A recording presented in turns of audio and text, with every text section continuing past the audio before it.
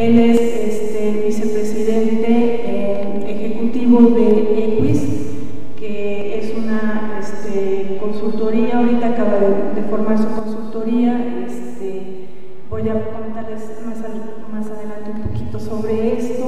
Y también nos acompaña la ingeniera Silvana Ricarini, presidenta de EQUIS. Muchísimas gracias, Silvana, por tu apoyo. Voy a cederle la palabra en estos momentos al doctor Alquiuberri para que pues nos dé la bienvenida y pues inaugure formalmente el evento. Muchísimas gracias, doctor. Muchas gracias. Bueno, antes que nada, bienvenidos al Instituto de Ciencias Nucleares. Es un honor tenerlos aquí, me da mucho gusto ver un auditorio en la que hay gente viniendo de otras entidades, de otros lugares de la universidad a participar en un evento con nosotros. Siempre es un gusto para nosotros recibirlos. En esta ocasión, pues es el curso sobre seguridad en laboratorios. Entonces, bueno, les voy a permitir leer algunas palabras un poco para dar un contexto a este curso. Bueno, todo esto viene a través de una iniciativa que está en el Plan de Desarrollo Institucional del Rector 2015-2019, en particular a la coordinación de la investigación científica, que le tocaron varias tareas. Una de ellas es el Plan Integral de Seguridad, y dentro de ese plan es que se enmarca este evento. Entonces, nada más voy a mencionar algunos datos. Cuando se acredita o certifica un laboratorio en UNAM, se hace bajo normas internacionales elaboradas por la Organización Internacional de Normalización, que sus siglas en inglés son ISO. Y un requisito importante de estas normas es los laboratorios y unidades de servicio es la seguridad de las instalaciones. Eso es, creo, fundamental. La UNAM cuenta actualmente con 245 laboratorios y unidades de servicio certificados y 15 acreditados bajo normas internacionales. Y esos laboratorios necesitan realizar auditorías internas y recibir auditorías externas al menos una vez al año. Y durante la realización de estas auditorías nos hemos percatado de que hay una problemática recurrente en los laboratorios de la UNAM en torno a la seguridad. En muchas ocasiones el personal académico no es consciente de los riesgos asociados a los laboratorios y el personal dentro del mismo laboratorio, ni tampoco del riesgo para personal que está fuera del laboratorio, que convive con ellos, que está en instalaciones cercanas. Bueno, esto nos pasa a todos aquí, en este mismo instituto hemos tenido este tipo de problemas y nos hemos estado empezando a preocupar al respecto. Bueno, adicionalmente, a nivel institucional, la coordinación de la investigación científica está trabajando para generar mayor conciencia en el personal académico de los institutos y centros de investigación y subsistema, no solo en los laboratorios y unidades de servicios certificados o acreditados, sino en general. Y aquí, bueno, les digo un asunto personal. A mí me tocó encabezar el esfuerzo en la coordinación científica por hacer un censo de lo que está pasando en los laboratorios de este instituto. Entonces hicimos una forma web que algunos de ustedes a lo mejor saben al respecto, que se la enviamos a los secretarios académicos y directores de todo el subsistema de la investigación científica hace un par de semanas, un poco para tener un censo de qué es lo que está pasando con la seguridad de los laboratorios en nuestra universidad. Bueno, este curso, el curso Risk Management in Research Laboratories, aunque el curso es en inglés, el curso va a ser en inglés, es una primera iniciativa de varias más que se están implementando en la coordinación de gestión para la calidad de la investigación, que busca empezar a crear conciencia en el personal académico sobre la necesidad de identificar los riesgos existentes en los laboratorios e implementar acciones para mitigarlos y, cuando sea posible, eliminarlos. Por otra parte, una de las políticas de la coordinación de la investigación científica es que todos los cursos de formación sean impartidos por expertos de los comités de la ISO, las mismas personas que crean justamente en las normas, con la finalidad de que nuestros académicos adquieran el conocimiento directamente de la fuente. En ese sentido, y bajo esta política, se invitó a impartir este curso al maestro Peter Unger. Welcome. Gracias. Reconocido experto del Comité Internacional de Normalización y Evaluación de la Conformidad y del Foro Internacional de Acreditación. Pues bueno, espero que este sea un curso muy exitoso. Espero que yo no voy a poder quedar, entonces me disculpo, voy a tener que retirar porque tengo alguna cosa que hacer, pero espero que mi secretaria académica esté el más tiempo posible, porque a nosotros también nos interesa aprender. Aquí en este instituto tenemos varios laboratorios, tenemos laboratorios de química, de riesgos por sustancias y demás, tenemos incluso una unidad de radiación, entonces estamos realmente interesados en este tipo de cosas. Entonces no me resta más que otra vez darle la bienvenida a este instituto. Espero que sea un curso muy exitoso, espero que todos aprendamos mucho. Bueno, nada más, entonces declaro inaugurado este evento. Muchas gracias.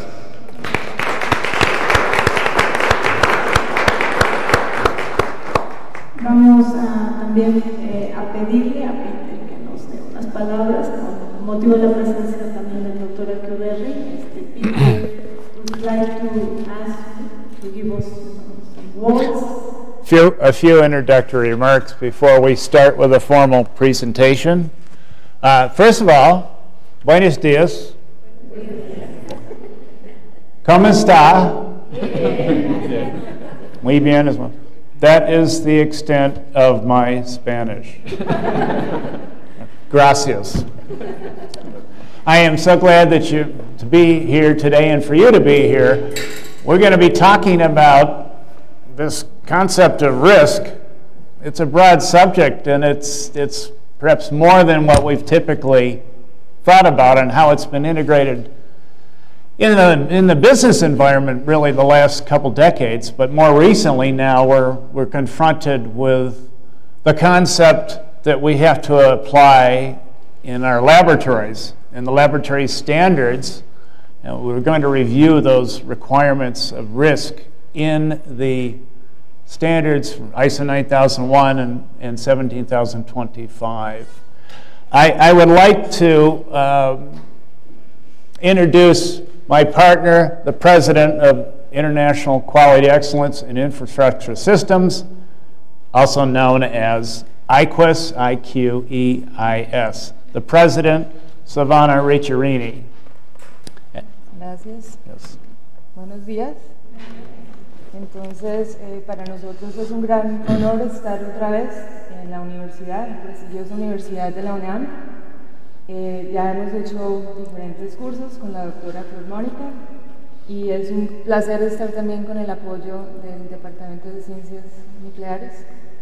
Y uno de los principales objetivos de nuestra compañía es precisamente la inteligencia en infraestructura, lo cual incluye gestión de riesgos, seguridad, y es este tema que vamos a atacar hoy.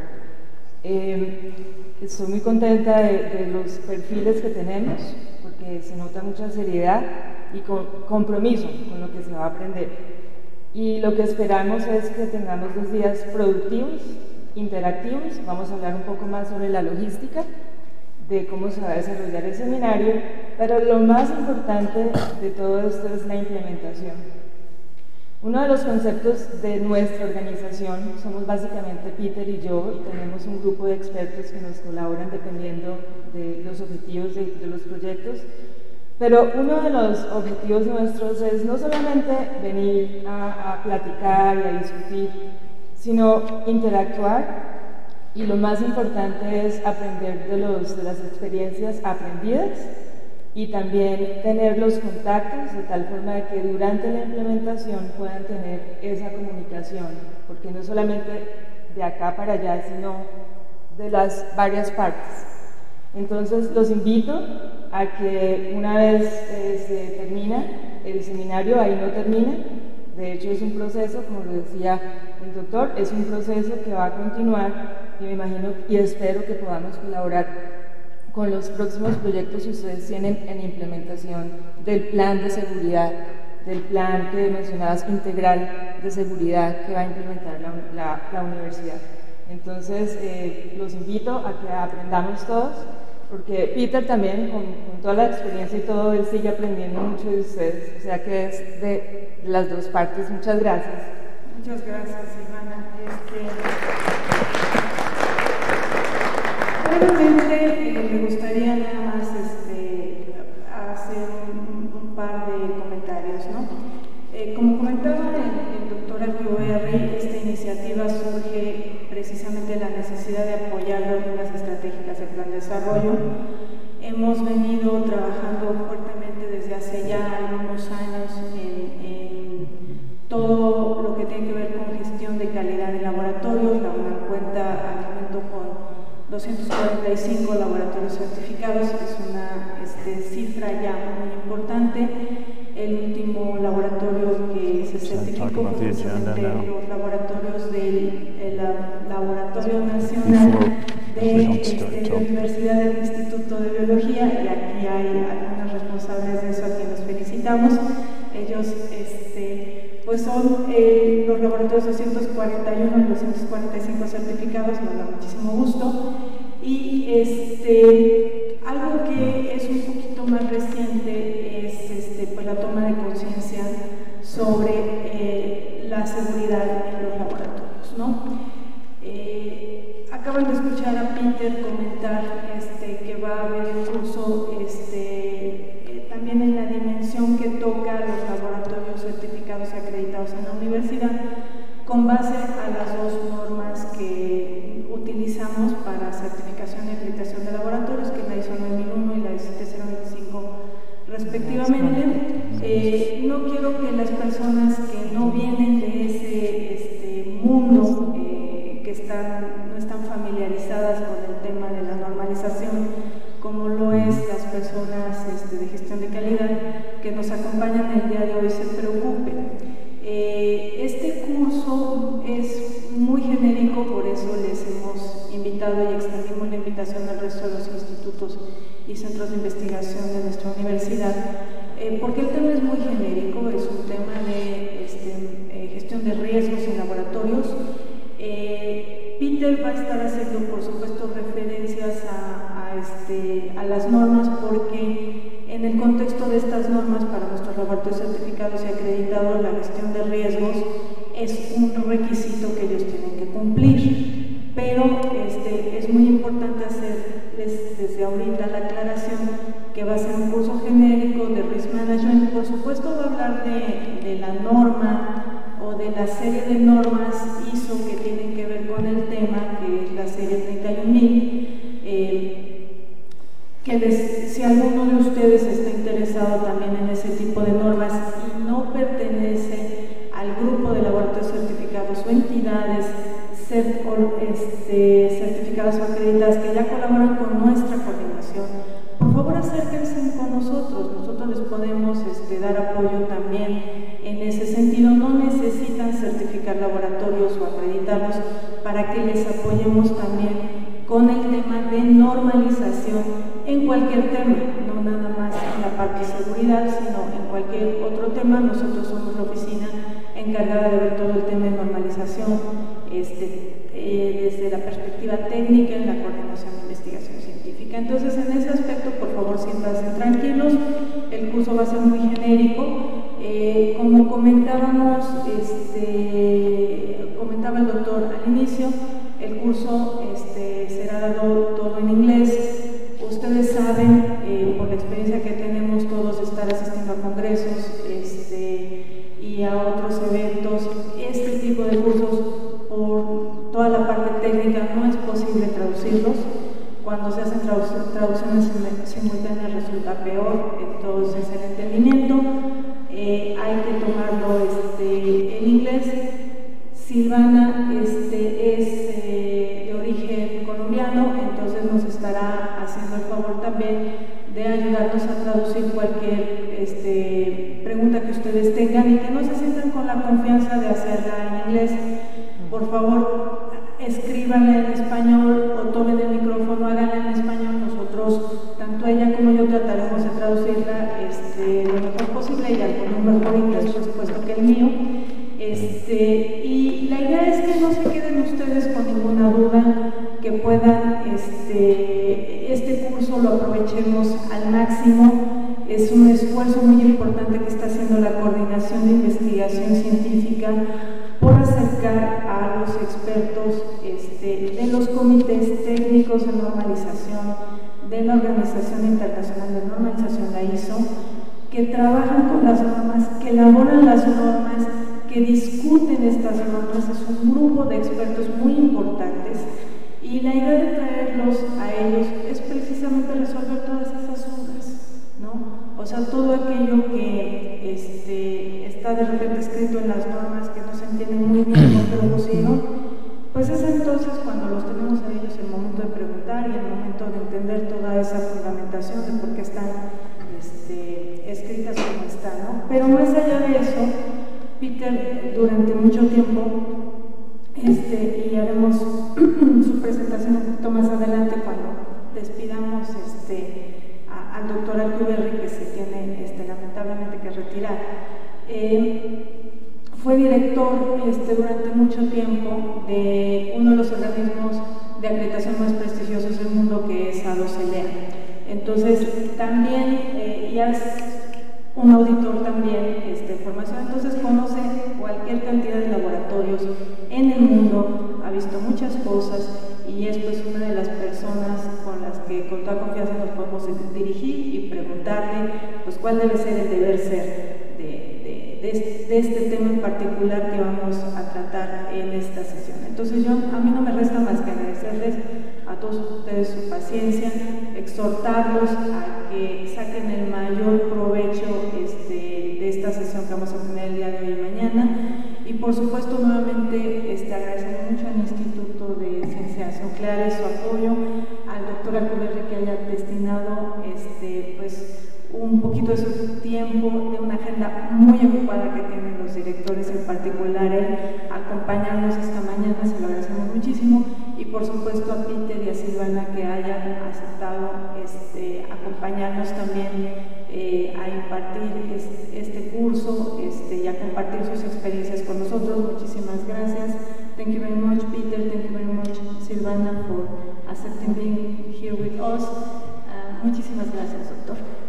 Vamos a pausar unos 5 minutos máximo y regresamos para iniciar el evento. Despedimos al doctor Alcubierre nada más. Gracias. Thank you very much.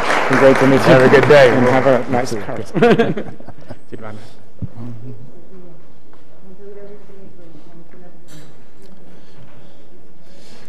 Well, thank you very much again. Yes. Take it easy, take it easy. 5 minutes. 5 minutes, okay. 5 minutos, huh?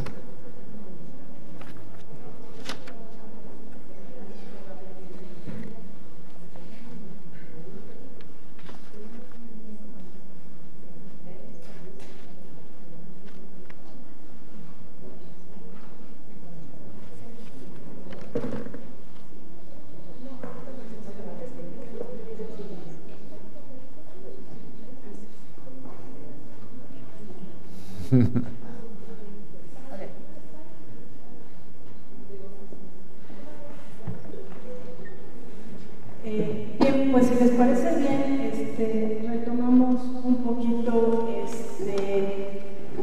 la presentación del curso. Bueno, me gustaría mucho pues presentarles a nuestro Peter Unger. Como les comentaba, pues lo conocemos a él de su experiencia como presidente. ¿Sí me escuchan? Sí se escucha, ¿verdad? Muy bien, gracias. Lo conocemos a él pues de... Vamos a tener un poquito de repente los micrófonos son un poco sensibles. Bien, les comentaba, él fue presidente y director durante muchísimos años, bueno, de 1996 a 2015, de A2LA, que es uno de los organismos de acreditación más prestigiosos del mundo, es un organismo norteamericano, un poco un apéndice de LIST, ya nos lo platicará él a lo mejor en algún break o en algún momentito. Tiene pues, un currículum impresionante, fue también presidente emérito de A2LA recientemente cuando se jubiló de 2016 a 2017. Fue también presidente de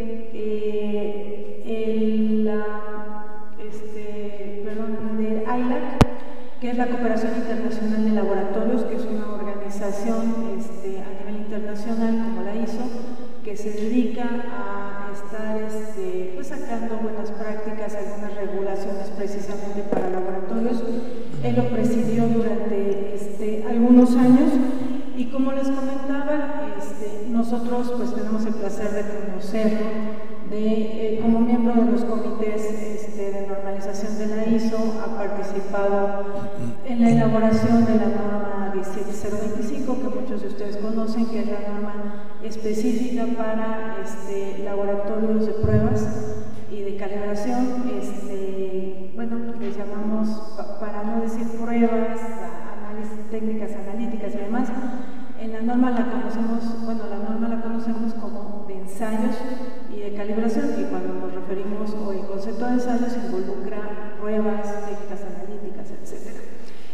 También ha participado en algunas normas afines a la 9001, conoce muy bien, por supuesto, la norma 9001, también ha estado en el Comité 176. Recientemente estuvo en México, el año pasado nos dio un curso sobre, este año nos dio un curso sobre la 17025, y el año pasado nos visitó en la UNAM junto con otro grupo de expertos para el desarrollo de la norma 19011, que es la norma de auditorías. Entonces, es también un experto auditor, y al haber presidido durante mucho tiempo a UCLA, pues su experiencia también en el tema de auditorías es muy importante.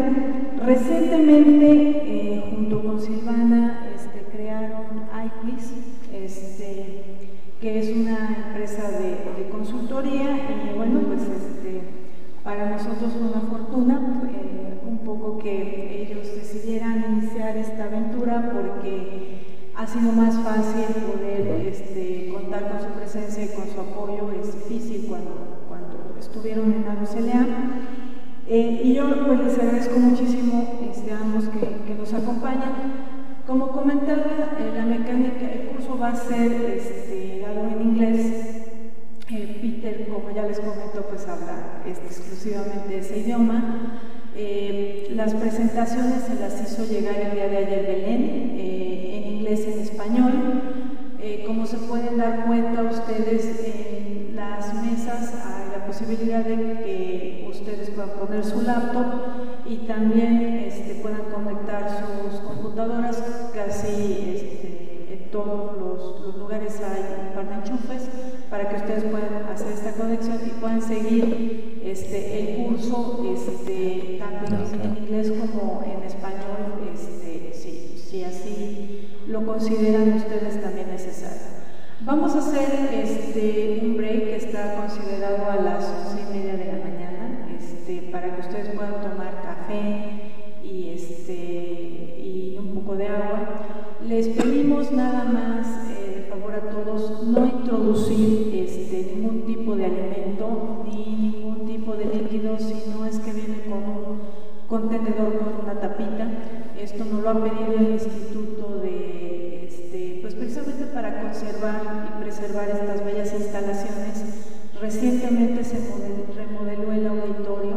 Como pueden ver, es un auditorio muy bonito, con un mobiliario también especial. Todas las mesas pues son de caoba y los asientos de piel. Entonces, precisamente para preservar el mobiliario y también la infraestructura, también es un auditorio que está alfombrado, pues es necesario que no introduzcamos ningún tipo de alimentos ni bebidas, y se los agradeceremos mucho seguir, por favor, este lineamiento del instituto. Afuera hay un lobby donde se puede tomar tranquilamente el café y se puede tomar cualquier alimento también. Entonces, pues les agradecemos seguir este lineamiento. Belén, José María y yo estaremos aquí durante toda la sesión para apoyarnos en cualquier cosa que necesiten, tanto ustedes como Peter. José María nos hará seguir, a favor de seguir la transmisión vía YouTube, para todas las preguntas que nos hagan las entidades que estén en este momento conectadas. Por favor, háganlo vía la plataforma. Nosotros lo pueden, como comentaba yo, se puede hacer en español o en inglés. Silvana y yo traduciremos, ella, porque yo insisto, las preguntas para Peter, y Peter las responderá. Les pedimos que la mecánica que sigan es, si tienen alguna duda, por favor, levanten la mano. La gente que nos está siguiendo vía YouTube nos haga la pregunta vía la plataforma. José María levantará la mano y la hará. O bien pueden hacer su pregunta también en tarjetas, y durante el break van a poner, Silvana está poniendo también foldercito. Si alguien tiene alguna pregunta, pues lo podemos depositar aquí, y se revisarán durante el break, y posterior al break se responderán todas las preguntas que se hagan. Taking care of this. Está ambas dinámicas. casa. Repeat, okay. Por la tarde, Peter la sesión será sobre ejercicios, será un poco más dinámico. Por la mañana estará siendo una sesión poco teórica, esperamos que no sea muy pesado para todos ustedes. Vamos a extender un poquito el tiempo de comida en consideración a que 1 hora en el campus de repente es muy poco para comer. Entonces vamos a salir a comer de 2 a 3:30 de la tarde y reanudaremos la sesión en punto de las 3:30. Les recuerdo a todos que nuestra coordinación está certificada en el proceso de formación. Y también como está certificado en el proceso de formación, pues también hay que seguir ciertas reglas que también les mandamos vía correo electrónico. Hay ciertos requisitos que cumplir para la obtención de la constancia. Uno de ellos es la puntualidad en las sesiones. Tienen ustedes que firmar la lista de asistencia al inicio y al final del evento. Pues fue un requerimiento que se le impuso a la coordinación por un problema que tuvimos, que bueno, ahorita no viene al caso comentar, pero nada más comentarle que bueno, fue un requerimiento que nos hizo la coordinación, entonces hay que seguirlo también. Entendemos que todos ustedes tienen de repente pues, necesidad de salir, ¿no? Porque todos tenemos varias cachuchas y de repente nos llama el director, de repente tenemos alguna situación. Lo entendemos perfectamente. Por favor, nada más notifiquenle a Belén para que lo anote en la lista. Recuerden que para tener derecho a constancia pues se requiere un mínimo de un 80% de asistencia a la sesión. Y las constancias se las vamos a entregar el día de mañana a todos aquellos que hayan cumplido con este requerimiento. Se hará la entrega a las 6 de la tarde cuando termine la reunión. La maestra Pilar nos hará favor de acompañarnos junto con Peter y Silvana, las entregaremos.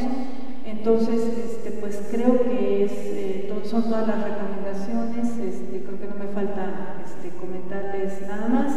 En la tarde vamos a tener un break, pero dado que vamos a extender el tiempo de la comida, no tiene ningún caso regresar de la comida y hacer un break a la media hora y luego salir a las 6. O sea, entonces lo que vamos a hacer es regresar a las 3:30 y saldremos a las 6 en punto. Terminaremos o daremos por concluida la sesión del día de hoy, y el día de mañana, nada más con la salvedad de que el día de mañana se extenderá unos 15 minutos más aproximadamente la sesión para tener la oportunidad de entregarles a todos de una vez ya su constancia de participación en el evento, ¿no? Reiterarles nuevamente a todos los que nos acompañan de entidades que no están certificadas o acreditadas, que el curso se va a dar de forma general. No se sientan, por favor, ustedes muy preocupados cuando estemos hablando de normas.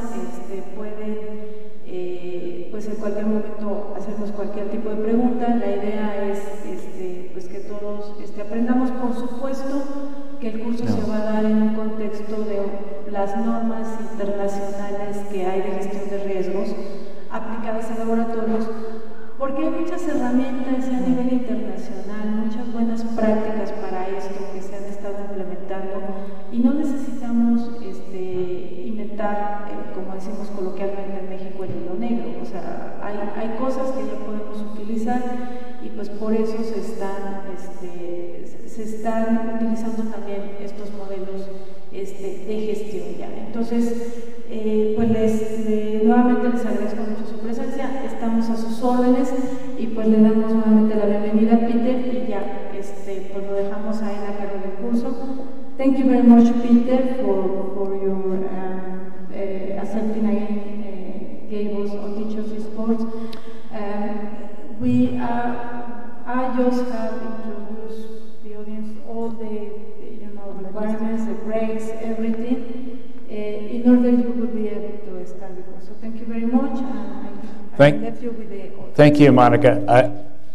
What I wanted to make sure we understood, we do have rules for emergency exits in case of that's earthquakes or other disasters.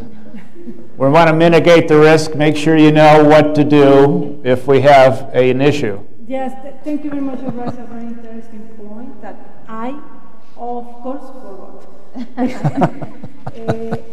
Pilar, la salida de emergencia es esta, ¿verdad?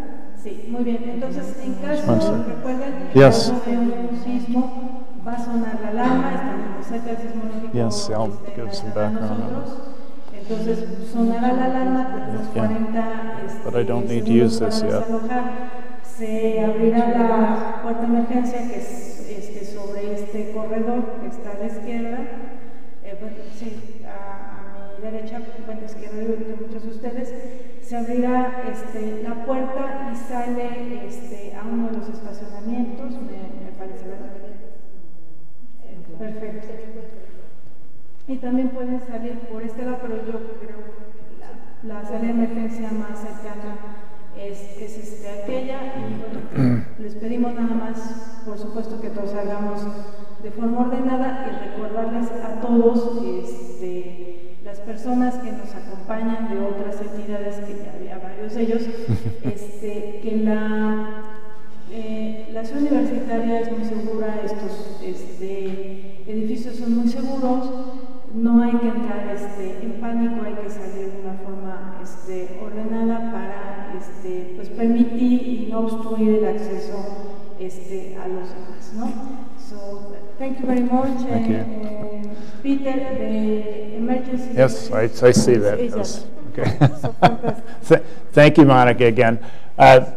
We want to emphasize that this should be interactive. We're going to learn from each other. And questions can be raised during the presentations. However, it would be perhaps more effective and practical for me to understand your question when it is in writing. So if you provide your question in Spanish, Silvana can translate it for me to answer it. Otherwise, I certainly can take questions in English. The other administrative detail is baños, restrooms are out. Okay. We shall take a break at 11:30. Okay? It should be about a 20-minute break. We will also emphasize after each break, if there are questions that are brought up, we would like to take them up at that time. If you have a question about a previous slide, just identify the slide in your question. We can go back to it to address the question that relates to that slide. The other thing I wanted to mention, we're going to go around the room, wanted to mention that we have provided Spanish translations of these slides. Now, if somebody wants them, I don't know how they can get them from you, Monica? No, they already have it. Oh, they already have them, okay. Yes, we sent it fine. yesterday to Fine. everybody. Okay, that's good. Yeah. So, just to give you, iQuest, we've been doing iQuest for the last 3 years now, and what we have primarily focused on is helping in training, internal audits, internal training workshops for accreditation bodies, certification bodies, as well as laboratories. So this is just one effort. My expertise, of course, is in the conformity assessment community, accreditation, and laboratories in particular. Silvana's expertise is in resilience management, disaster management, related to civil engineering projects and building code analysis. So that's where the infrastructure comes in our title. We have to, let's see, what I was saying. The presentations contain copyright material, so you're certainly welcome to use them internally in your own organization, but I hope that you wouldn't pass them out to those outside of your organization.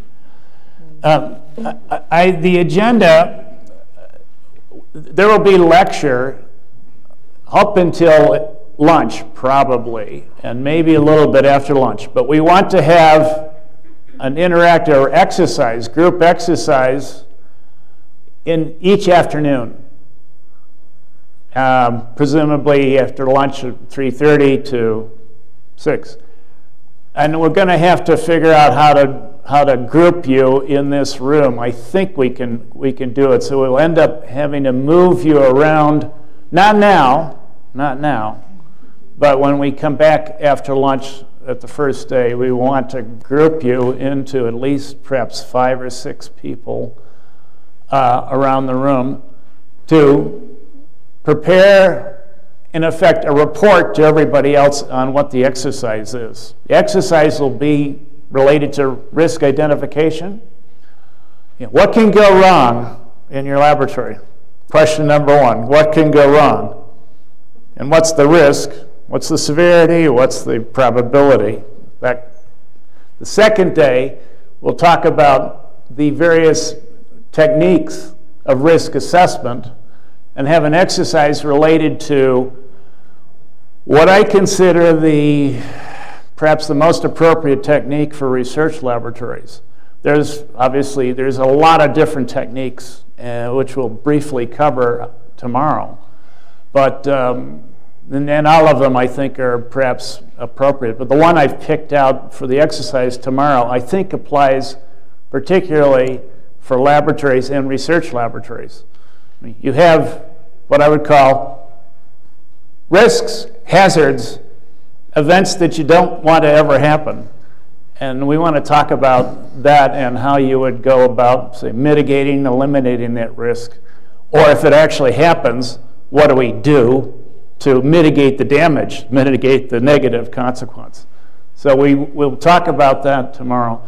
I would like to briefly go around the room with this mic for you to introduce your name, position or discipline, chemist, physicist, and your organization. And since we have about 40 plus people here, it might take a while, but I think I will start, I want you to start down here. We go up the row and down and up, okay? Hello. Is it on? Hello. Hola, hola. ¿Sí? It's not on. Yo soy José María Velasco y vengo de la coordinación de la investigación científica. Aquí, yeah. Yo soy Belén Rivera y vengo de la coordinación de investigación. Mi nombre es Maricruz López y vengo del Instituto de Química. Priscila López, Instituto de Química. David Beltrán, Laboratorios de la FES Aragón. Rebeca Ramírez, Facultad de Química. Raúl Escalante, Facultad de Ingeniería. Hola, buenos días, yo soy Mabel Tinoco, vengo de la Unidad de Investigación Preclínica de la Facultad de Química. Buenos días, Liliana Valdés, de la Facultad de Veterinaria y también trabajo en la Facultad de Química en la Unidad de Investigación Preclínica. Buenos días, soy Georgina Hernández y vengo de la Red de Apoyo a la Investigación. Buen día, soy Doralicia Pérez González y vengo de la Facultad de Estudios Superiores Zaragoza.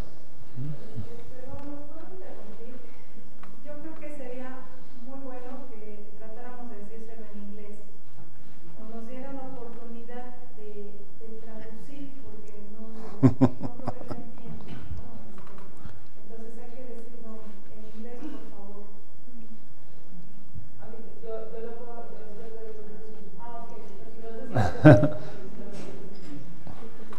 Good morning, Alejandra Quijano, come from Forensic Science. Thank you. Forensic Science. Patricia Ramos, del Instituto de Ciencias del Mar y Limnología. Gracias. Here, I get it. Okay. My name is Faustino Juarez. I'm from Geophysics Institute. Thank you. Mi nombre es Liliana Rivera, de la Facultad de Medicina Veterinaria. Hi, my name is Carmen Mercado from Veterinary Medicine. Thank you. Hi, Peter. My name is Adrián Santiago Osorio. I am an engineer. From the Institute of Ecology. My position is facility manager. Okay. Thank you. Soy Isaí Albarrán Vergara, de la Facultad de Odontología, y soy la encargada de riesgos. Thank you. Santa Ponce Bravo, Facultad de Odontología, responsable del sistema de gestión. Thank you. Buenos días. I am José Ocotlán. I'm from ICAT. Thank you. My name is Luis Felipe González, del ICAT. Hi, I'm Omar Collazo. I'm working in the National Laboratory of Genomic Resource in the Biomedical Institute. Thank you. Nayeli Manzanares, Facultad de Ingeniería. I'm Ana Cecilia Espinosa from the Institute of Ecology. Thank you. Hello, Peter. My name is Violet. I work in a Nuclear Science Institute. Thank you. Good morning, Peter. I am Pilar Carreo. I am academic secretary from Nuclear Science Institute. Welcome. Thank you. Morning. I'm Rocio Garcia. I'm Atmosphere Center for UNAM. My name is Laura Marquez. I'm from the Biology Institute, and I work at the DNA sequencing facility. Hi, my name is Andrea Jimenez. I'm in charge of the Molecular Biology Lab in the National Laboratory of Biodiversity. Thank you. Good morning, nice to meet you. I know you. I am Osvaldo Cuenca. I represent Quality Standard Laboratory, Proficiency Testing Provider, León is Enrique Zavala, and you know. Very good. Good morning. My name is Noemi Chavez from Institute Biology. Thank you. Good morning. My name is Francisca Garcia. I'm going to Materials Research Institute. Very good. Thank you. Buenos días, mi nombre es Susana Jiménez y soy asesora externa de la Coordinación de Gestión de la Calidad para la Investigación. Hi, my name is Fanny Bernal Herrera. I'm from Pezacatlán. Thank you. Hi, Peter. Rodolfo Sosa, Center for Atmospheric Science. Thank you. Thank you. Hi, my name is Tonantzin Ramirez. I work in Environmental Engineer Laboratory from Institute of Engineering. Thank you. Same as she. I'm working to Environmental Engineering Laboratory. I'm Denis Reyes. Thank you. Buenos días. Good afternoon. My name is Angelica Velázquez. I'm working in Research Institute. Thank you. Good morning. My name is Sergio Cruz from Institute Geophysics. Thank you. My name is Laura Gomez, and I work in Marine Science and Limnology Institute. Thank you. Morning. My name is Diana Garcia. I'm from the Institute of Engineering. Thank you. Good morning. I am Rosalinda Tapia from Ecology Institute. Thank you. Hi, I'm Graciela Garcia from the Ecology Institute. Thank you very much. Thank you. A variety of folks. Yes. So Peter wanted to get to know you a little better, but also in order to eventually tackle the topics that he will address in his presentations. So I will provide a summary of the different disciplines. The two items I did not understand. One was CAT.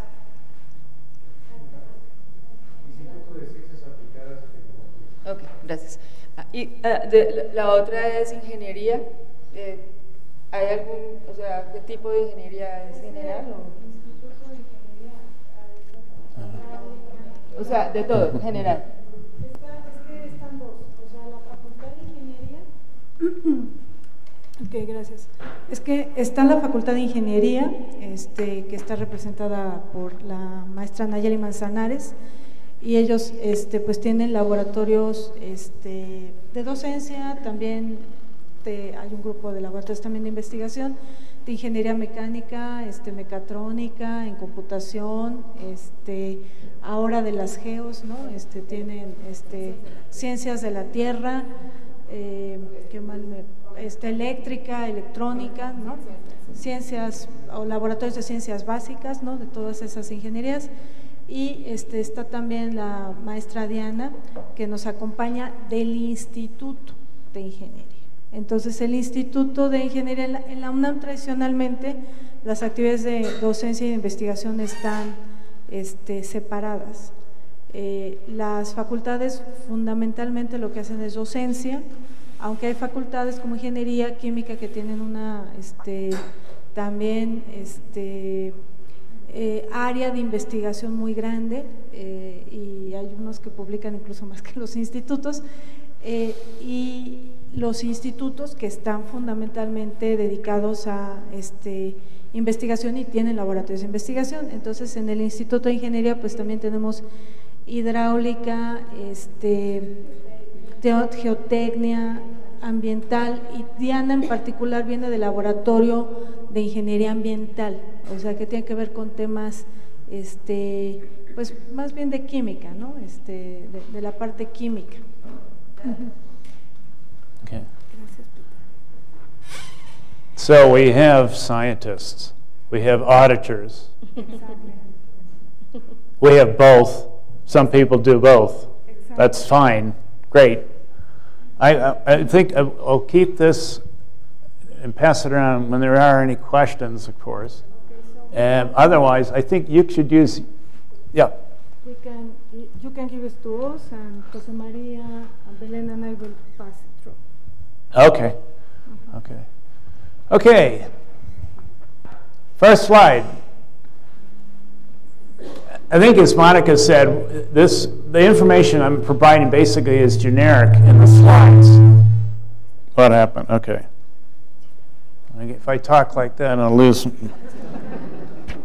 Yeah, you can hear me, right? No problems from the back. I hear myself. It sounds pretty loud, actually, with my little cochlear implant device. I have not specifically, probably enough, tailored this information because there's all kinds of laboratories, all kinds of organizations. The information from the ISO standards, of course, are generic. I would hope that when we do the exercises, we're tailoring it specifically to the research laboratory environment. I do have some examples of issues about risk in laboratories that I am familiar with in doing accreditation of laboratories and what can go wrong in laboratories. I've got numerous experiences with regard to the number one issue about what happens if incorrect test results go out the door. And of course, in certain kinds of laboratories, that becomes a huge consequence. And maybe not for some other types, but certainly clinical laboratories where you're doing testing to diagnose a person's condition. That's done improperly, improper treatment, not good, not good. So let me see if I get this right here. Oh, I turned it off, right? Sorry, I got to use this. Okay. We've done a lot of introduction and background already, but I have a few slides covering the whole concept and how it's evolved.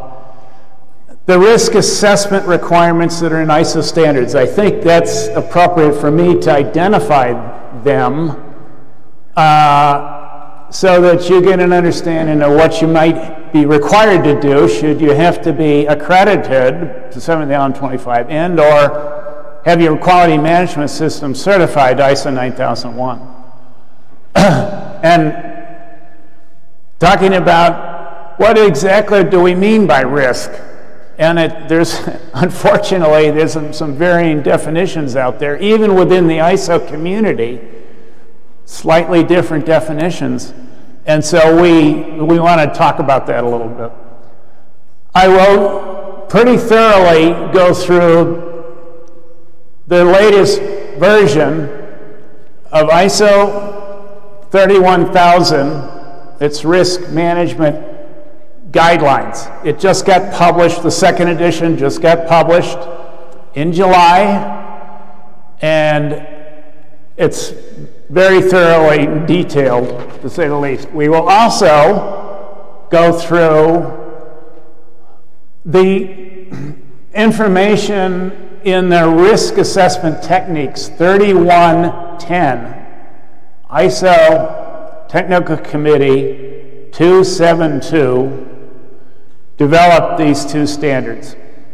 3110 is the second edition, is about ready to come out. It's in the final draft international standard condition.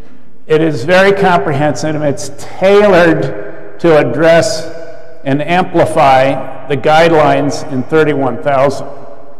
Now, to me, these are ideal standards, and you're not actually required by the ISO 17025 and/or 9001 to meet, in effect, all of what would be considered requirements. These are not requirements; these are guidelines. Okay, and there's obviously a difference. Nevertheless, if you adopt the guidelines, you're going to meet the requirements of accreditation and/or certification. The exercises I mentioned earlier, I'm hoping that we can group the folks that have similar responsibilities in their laboratory to discuss what risks you face, or you've already addressed, or you haven't identified but you need to address. That's the exercise this afternoon. And we have about 45 people here. A little bit more. Is it? Yes, 56. 56? Okay. Well, maybe a challenge. I'm thinking actually not to move people and just group 4, 4, 4, 4. But we'll have like a dozen or so groups perhaps with that number, which means to give everybody an opportunity to provide a report. Well, maybe a challenge, but nevertheless, I want to do this that way because I think we'll learn from each other, I hope. You learn what risks there are in your laboratories, and oh yeah, I haven't thought of that.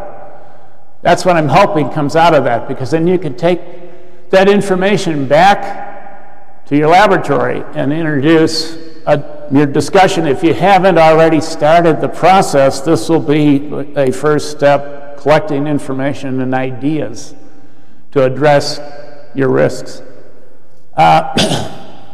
So that, the second day, I'll introduce what I think is one technique, one risk assessment technique that is, to me, is most appropriate for the laboratories. People could argue about it, but we'll get to that. So, describing risk management is, to me, has been a challenge. I've been having trouble understanding this concept. The idea of preventive action, which was introduced right from the beginning in 9001, preventive action is defined as what do you do, what action you take to prevent a potential problem, potential hazard, a potential something to go wrong. That's been around a long time. It was 1987 when ISO 9001 was initially published. That concept has been replaced, in effect, by, you assess your risk and you try to mitigate or prevent. So we got rid of the clause in 9001 on preventive action, replaced by risk assessment, risk management. It's the high idea of, or the principles of risk, the practice of risk assessment has been, I think, particularly evident in the automotive industry, pharmaceutical industry, making sure, the drugs that they're produced do not harm people, and trying to figure out what are the risks and assessing all those. Failure mode effects analysis, FMEA, is very popular in the automotive industry, and that concept can perhaps be applied in a laboratory context. But there is a whole bunch of other techniques described, as we mentioned tomorrow. Now, the definitions that appear in the standards are vary slightly, and the treatment of it. And so I'm wondering about which one is the best one to take. I'm going to get to it and tell you, I think the one that I have in mind, or that's defined in 31,000, I think is the best one. We have, briefly tomorrow, we will talk a little bit about risk treatment. In other words, what do you do? What actions do you take to mitigate or minimize the risks? Okay, minimize a bad thing happening. So, these are a list of all of the sources, basically, of what I have considered in putting together this course material. Obviously, 31,000, 3110. The original version is 2009, but there is an FDIS, which is substantially different and more comprehensive than the 2009 version. I would actually wait for the publication of 3110. It's expected, I think, at the end of the year. I think it's like a 60-day ballot that's about ready to be completed. The Institute of Risk Management has put out a risk practitioner's guide, 31,000. There's been some research and development projects in a case study in South Australia that talks about not only research laboratories, but any kind of research effort. US EPA, the National Risk Management Research Laboratory publication, to a certain extent, I've drawn from that various things that they have to address in terms of risk to the environment. Risk management in the clinical laboratory. An interesting article is published by Vanderbilt University. And finally, the Center for Global Enterprise Risk Management Solutions, that's published, an organization that's located in The Hague.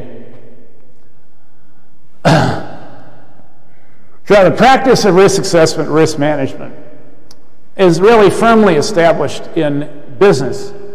And again, I mentioned automotive industry particularly, anything where there's where the failure to perform has huge consequences.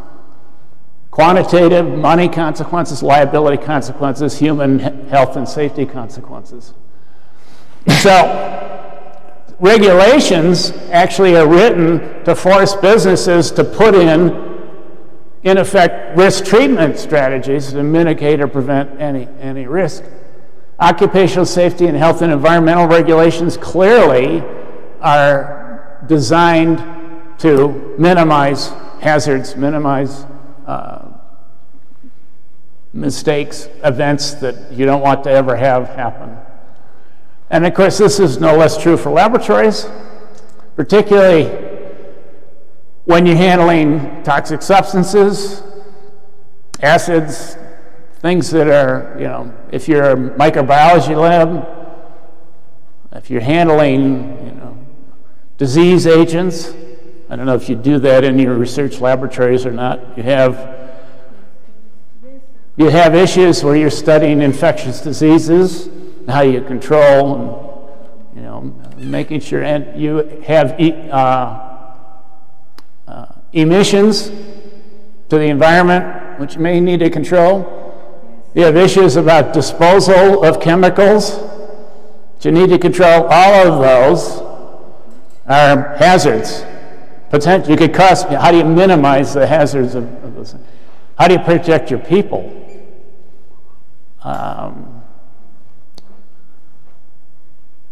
And, you know, the bottom line is obviously risk management is good business practice.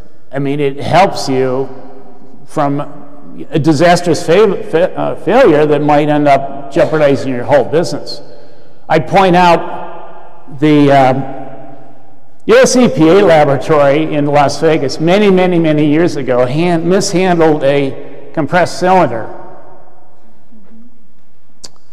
And it got, I think, tipped over or whatever, but it ended up becoming a torpedo in the laboratory and blasted through a couple walls of the laboratory.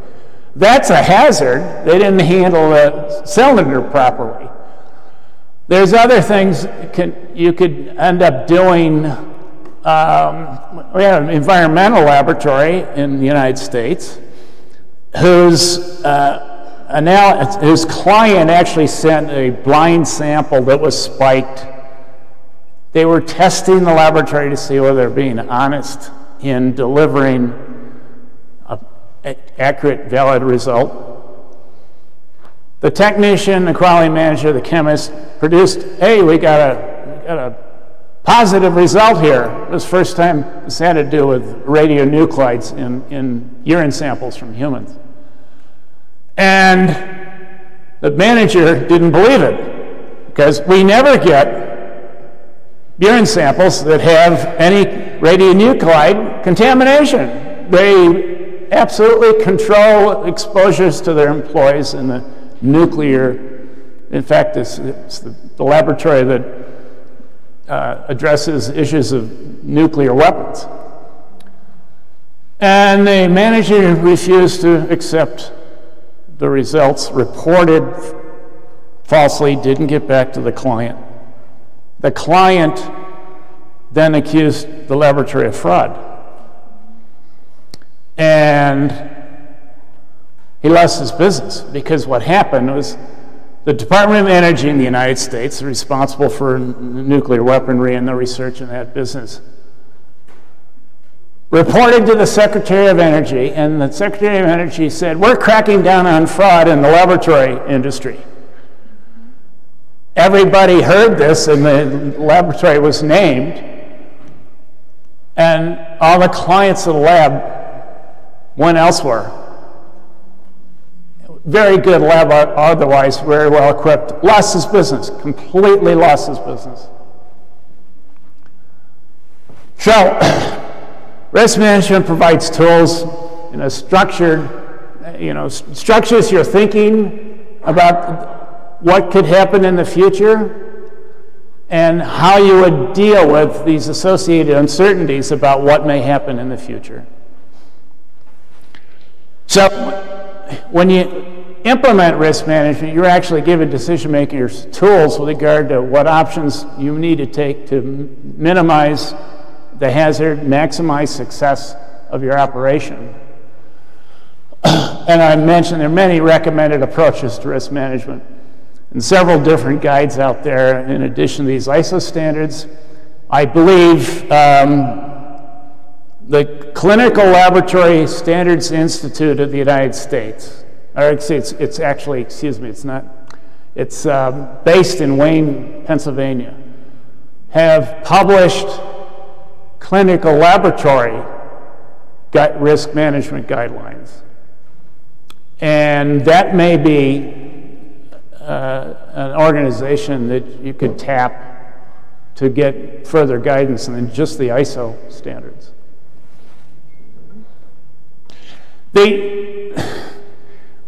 When TC 272 started their first edition, they were talking about risk management system, like quality management system, environmental management system, information security management system, all these different management systems. And it became obvious that, wait a second, we're not creating a system that could be certified by a certification body like ISO 9001 certification. That really risk management is going to be integrated into the existing management system. And so that's what's basically happened. All the sector-specific management standards are integrating the concept of risk assessment into the overall management system requirements, rather than you have a separate risk management system. So the guidance 31,000 has come out and talks about a framework, a risk management framework, which you integrate into your overall management system. To me, it makes much more sense than having a separate, specific, I'll have a risk management system and a quality management system and an environmental management system. You have a management system, period, that integrates the requirements of all those various sectors. If you have to meet 14,001, for instance, for environmental management, you integrate that into your overall management system. You don't just have, you know, and the plea from industry, particularly to ISO, is don't write these different sector-specific requirements. Make sure the common elements are the same. You know, we have the same management review requirements, same internal audit requirements for the various sector management systems. We should have the same requirements for risk built in to all of these management system requirements. That's the effort. Unfortunately, different people in the different committees may end up changing the language slightly, and so it doesn't, you know, the goal of standardization is to, the same element, risk management, risk assessment, we should have the same language in each of the standards. Standards for certification bodies, standards for laboratories, the words about risk, risk to impartiality, should be the same for all conformity assessment bodies, laboratories, inspection bodies, certification bodies. That's the goal. In ISO 9001, they explicitly say the potential benefits, they list a bunch of benefits, and this is the first place where they mention the standard requires you to address risk and opportunities associated with the organizational context and the objectives of the organization. Yes? And before we,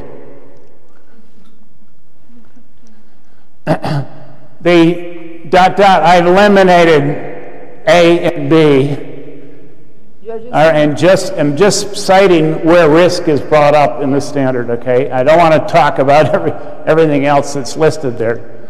That's the first place in the standard. Now, they talk about risk-based thinking. Risk-based thinking enables an organization to determine the factors that could cause its processes and its quality management system to deviate from the planned results, to put in place preventive controls to minimize negative effects and make maximum use of opportunities as they arise. That is, I think, a great, succinct statement about risk-based thinking. We all have to adopt risk-based thinking.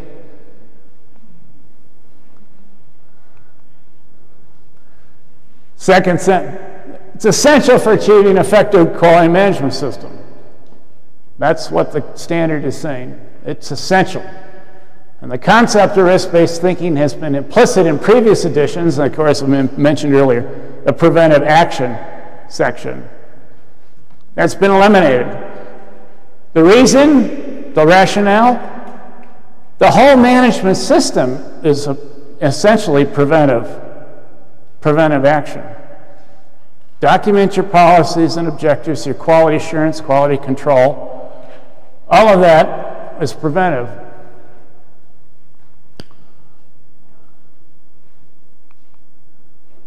To conform to 9001, an organization needs to plan and implement actions to address risks and opportunities.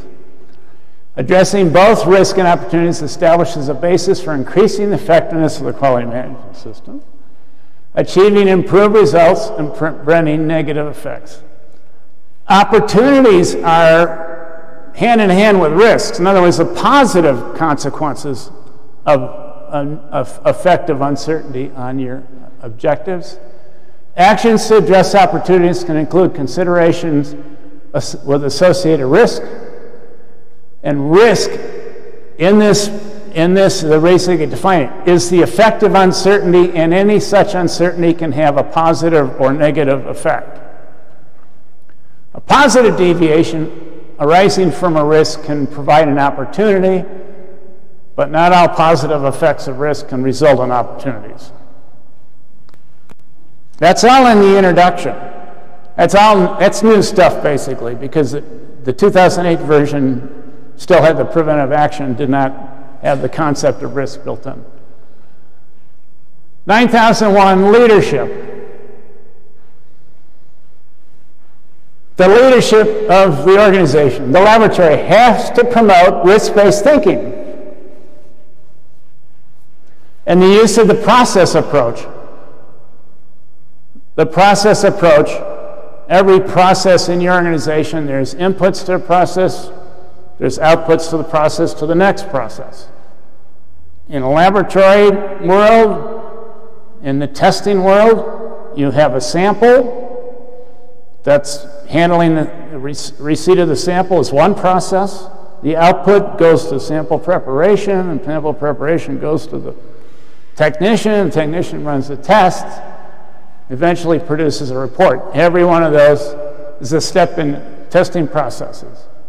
It's should not be unfamiliar to laboratories, frankly, but the process approach associated with risk-based thinking, what can go wrong in each step of the process? What's the risk? What do we do to prevent things from going wrong? Customer focus by ensuring that risk and opportunities are determined and addressed. Effectiveness of actions to address risks and opportunities is analyzed and evaluated. Okay, so you have to have documented information to meet 9001 on this. You have to have your risks identified and what actions you may take to mitigate or eliminate the risk. And if there are opportunities for improvement, you must take action according to the standard. So the actions address risk and opportunities. They need to be addressed to give assurance that the quality management system can achieve its intended results, enhance your desired results, prevent or reduce undesired results or effects, and thus achieve improvement. ISO 9000 explicitly adopts and cites Plan, Do, Check, Act, PDCA, and perhaps you're familiar with that, hopefully. Every process, you plan what you're going to do in the process. You do it. Plan, do. You act on any problem that may come up from that process and make a change. Plan, do, check. Check to see that the process is working correctly. If it's not, you act, change it. That cycle. It's an iterative process. Actions addressed must be planned. Must be planned.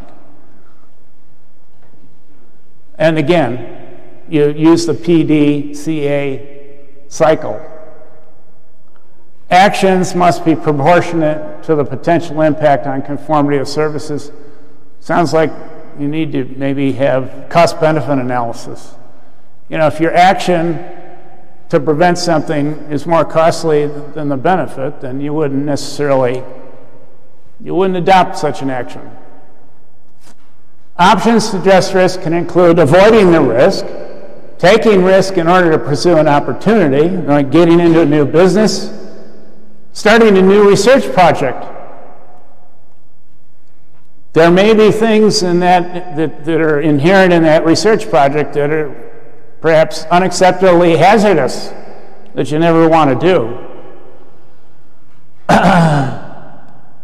Opportunity, and then pursuing an opportunity, eliminating the risk source, changing the likelihood or consequences or probability of it happening, sharing the risk. What is sharing the risk? People buy liability insurance so that if something goes wrong and their damages, they're held liable for the damages, for the negative consequence, the insurance companies picked up at least part of the dollar money consequence. And retaining the risk, make an informed decision. We're going to continue to monitor the risk, but we're not going to take any further action to mitigate or eliminate the risk. Opportunities, on the other hand, lead to the adoption of new practices, launching new services, opening new markets, addressing new customers, building partnerships, using new technology. That reminds me again of a laboratory who decided to implement software to simplify, make it easier to do a calculation that was otherwise done manually. And is viscosity testing. Software was built in, was misprogrammed on one factor, the factor of time. It was supposed to be, the time factor in this viscosity test was 90 seconds, 1 minute, 30 seconds. The software engineer put in 1.3. 1 minute, 0.3. That's not a minute, 30 seconds. And they failed to check that the software was actually, they didn't manually check to see that they were getting the same result. That caused a whole bunch of viscosity tests to go out the door with that incorrect factor. And 7925 requires laboratories to report to their customers when they subsequently find that they sent an incorrect result. Huge cost to them, practically put them out of business. So they adopted a new technology, we got to send, which improved presumably would have improved the process, but they failed to validate the software, in effect, making sure the software was doing what it was supposed to do, the appropriate calculation.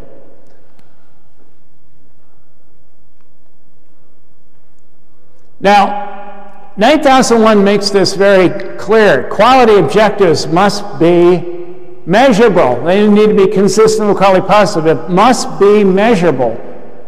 Not only in a quantitative sense, it might be a qualitative sense. Are we meeting an objective, yes or no? Otherwise, they have to be measurable quantitatively, perhaps. They have to take into account applicable requirements, be relevant to the conformity services, enhancement of customer satisfaction, be documented, communicated, updated as appropriate. I bring this up because the definition, as we'll get to it, risk is effective uncertainty on objectives. What objectives are we talking about? Quality objectives.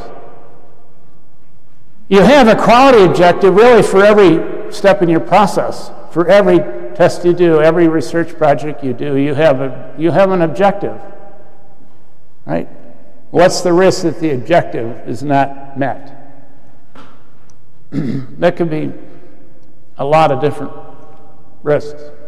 So opportunities must be selected and determined with any necessary actions implemented to meet customer requirements, enhance customer satisfaction, including improving services to meet requirements, as well as address future needs and expectations. Correct, prevent, or reduce undesired effects, improve the performance and effectiveness of the quality management system. That all relates to the concept of risk. And they mention examples of improvement can include correction, corrective action, continued improvement, breakthrough change, innovation, reorganization.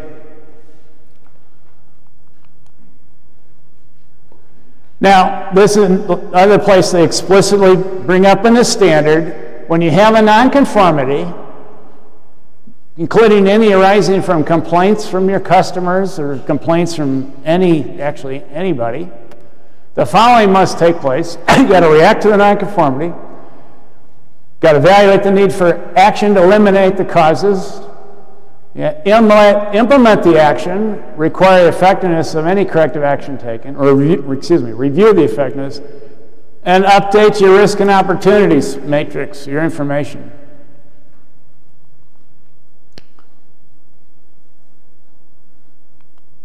In effect, the nonconformity is an event that needs to be prevented in the future. So it relates, obviously, nonconformity is an event outcome of an actual risk that was failed to be prevented. Okay, are there any issues with regard to how many people have to meet 9001? Raise your hands. You have to meet 9001? Yes? Yes? So you already are doing risk assessment? Yes? Do you want to say? Okay. Okay. Okay. If there are any questions with regard to this, I just bring up 9001 and where risk and opportunities is addressed in the standard. And it's pretty strong. But what it doesn't say risk management. It doesn't reference that you have to meet all the elements of the guidelines of the risk management. Okay? Now, 7925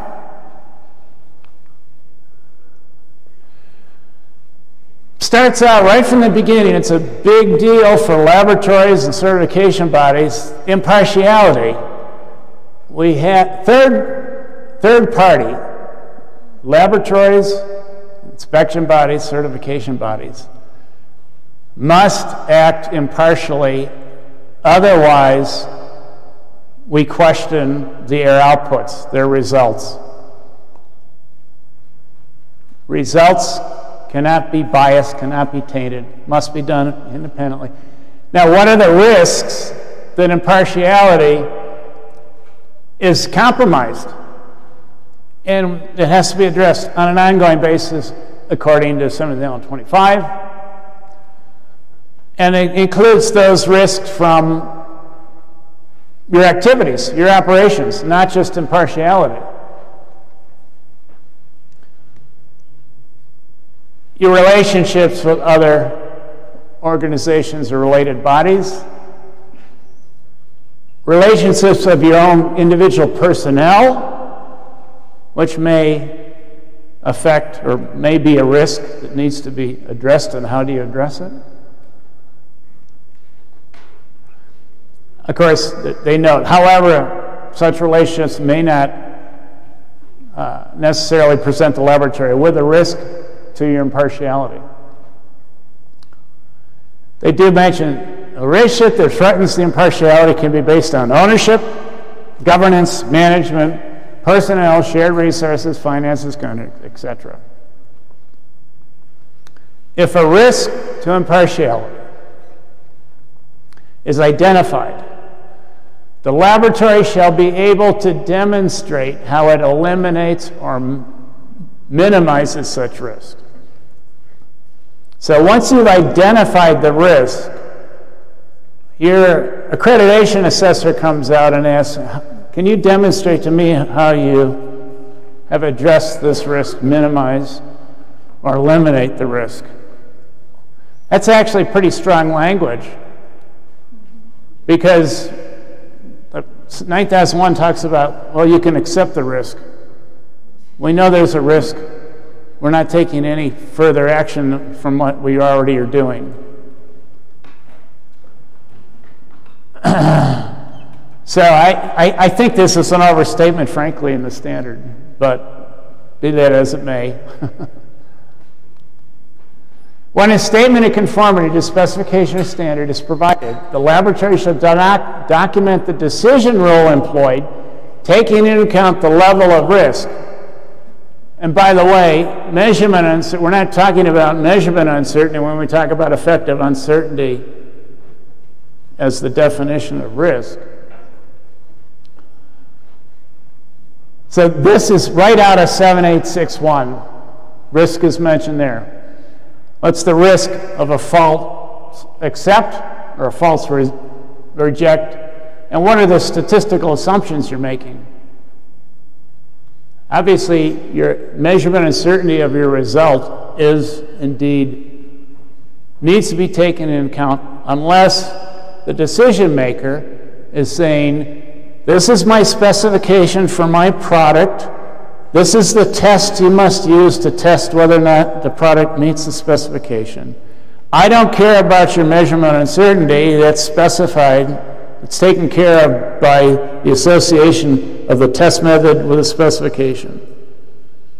So, construction materials, for instance, testing laboratories. There may be a specification for compressive strength for concrete. That specification may specify the exact method you use, ASTM, dumpty-dump, whatever. The individual result, if you're 1 unit above the specification, you pass. If you're 1 unit below, you fail. The specification limit, particularly for a lot of construction materials specifications, have already taken into account, in effect, that uncertainty, added a little bit more strength requirement than maybe is absolutely necessary. The sample that you get in construction is not necessarily representative of the strength of the concrete that's been laid out for the bridge, for the building, right? It's hopefully representative, but if the test result comes back and fails, then what do? You have to go out and test the strength of the concrete in the building or wherever, which is, of course, very expensive to do. And the failure to do that right can be a big deal, a big deal. We have an example in my hometown in Montgomery County, Maryland, where at a metro station, they were building a huge parking lot, multi-story parking lot. And the tests and inspections done on that construction was horrible, was wrong. They had to basically completely start over again, tear it down. It cost like $125 million to fix because the testing and inspection was not done properly. Now, who's liable for that? I think there's a lot of lawsuits that probably are still going on in that situation.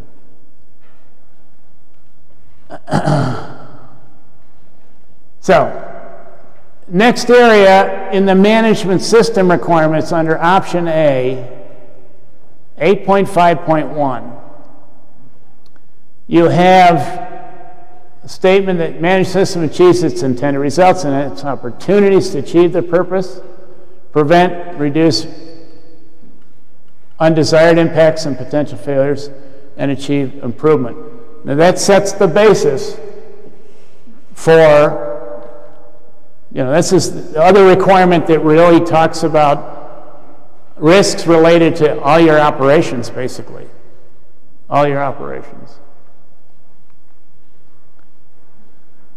So from clause 852, the laboratory shall plan actions to address risk and opportunities,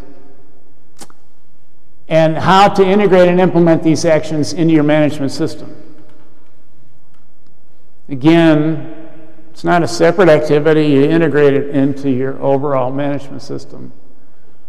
And you have to, of course, evaluate the effectiveness of your actions over time. Now there's a note in that clause. Although this document specifies the lab plans actions to address risk, there is no formal methods for risk management or a documented risk management process. Laboratories can decide whether or not to develop a more extensive risk management methodology than is required by this document. through the application of other guidance or standards. So, they're not, this standard says explicitly, you don't have to adopt 31,000 in effect. Nevertheless, you do have to document your risk assessment, your outcome, identification of risk, evaluate impacts, decide what actions you may or may not take to mitigate or minimize or eliminate risks. And then, same thing as like 9001. Actions taken to address risk shall be proportional to the potential impact on the validity of lab results. So, in effect, it's more costly than the benefit, then perhaps you don't do an action that's not cost effective in effect.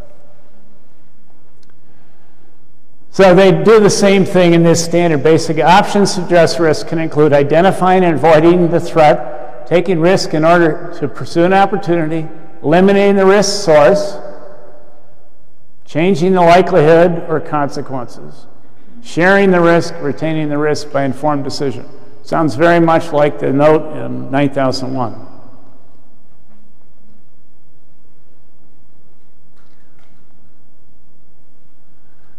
Same thing here. When a nonconformity occurs, the E, update your risk and opportunities, similar to 9001. You'll see that the common elements, the nonconformities and corrective actions section of 7025 as well as 9001 are essentially equivalent. Again, ISO standardizing this. So this is new though, built into the 17025 2017 version. Built in explicitly now.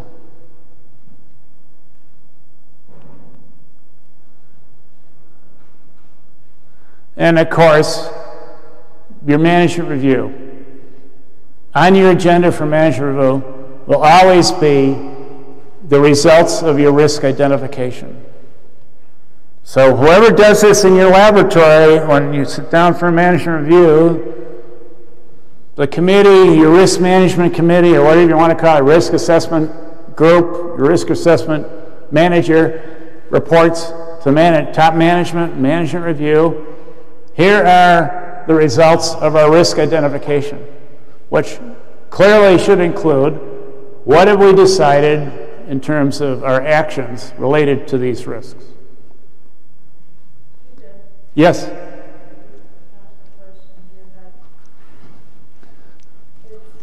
I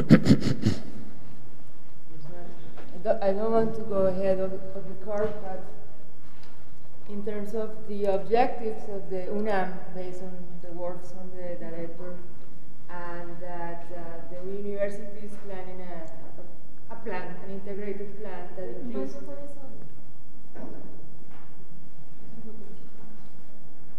Yeah? No? I think you will be speak. Close?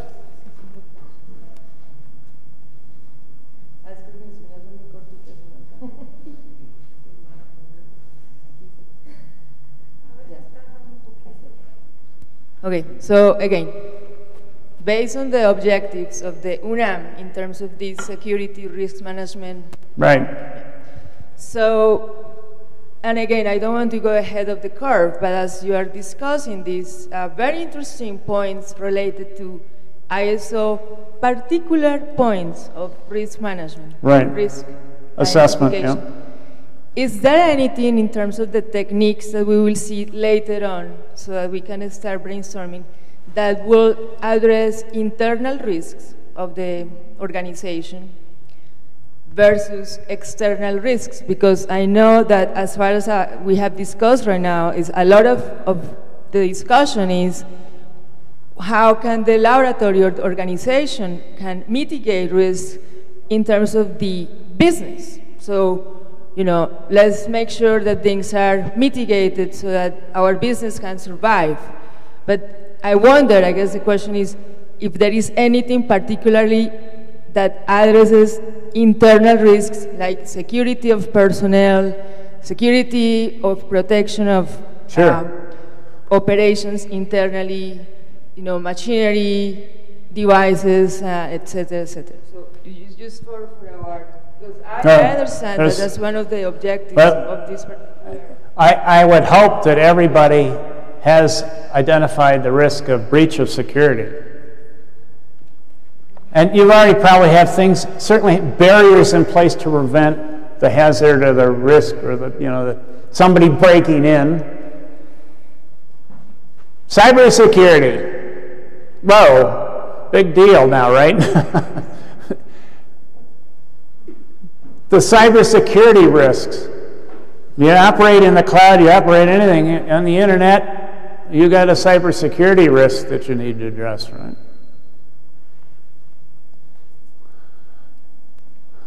Not only physical security, obviously, and we have a gate to get into the so we just don't let anybody in that might cause us a problem. That minimizes the risk of having an invasion from an intruder or intruders that you don't want, obviously. Plus, any visitor, you have rules for visitors to your laboratory facility, right? It's built into the standard. So it's already, you're mitigating the possibility of, say, contamination, for instance. Making sure people are appropriately dressed so that human exposure, you have lab coats and things for your hair and make sure, cover your, depending on the type of laboratory you have. Anyway, now these things have to be addressed. It's just not your direct laboratory activities or impartiality. It is these things like security. I mean, it could be a numerous list.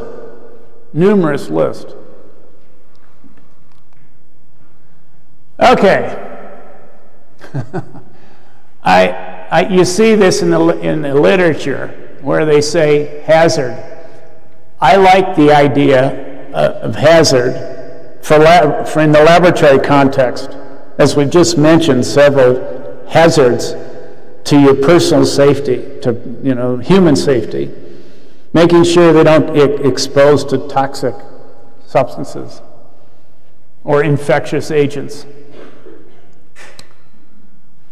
Associated with the hazard or the peril, another word, I don't know how that translates into Spanish, but hazard and peril are basically the same. Peligro, ¿no? Peligro. Yeah. The probability of the hazard or peril happening, or the likelihood, I think the Spanish translation of likelihood is more or less probability. And they're basically the same in English. We've used it. Likelihood is probably more associated with a qualitative analysis. Probability would be a mathematical quantitative analysis. The consequence. What is the consequence of the hazard or peril? And of course, if the hazard or peril actually happens, how do you mitigate or minimize the negative consequence? One example, in an analytical chemistry laboratory, an employee spills an acid or whatever on their body. How do you mitigate the damage? Hopefully you would have a shower someplace quickly where the person could wash themselves off, or in a tub or whatever. Those are barriers to minimize the consequence if the hazard actually happens. And so you're already, laboratories are already doing a lot of this, but it's never really explicit. Now it has to be explicit that you're doing it. You've recognized there may be a risk of handling chemicals, handling infectious agents. And of course, there's other types of laboratories where there's risks too.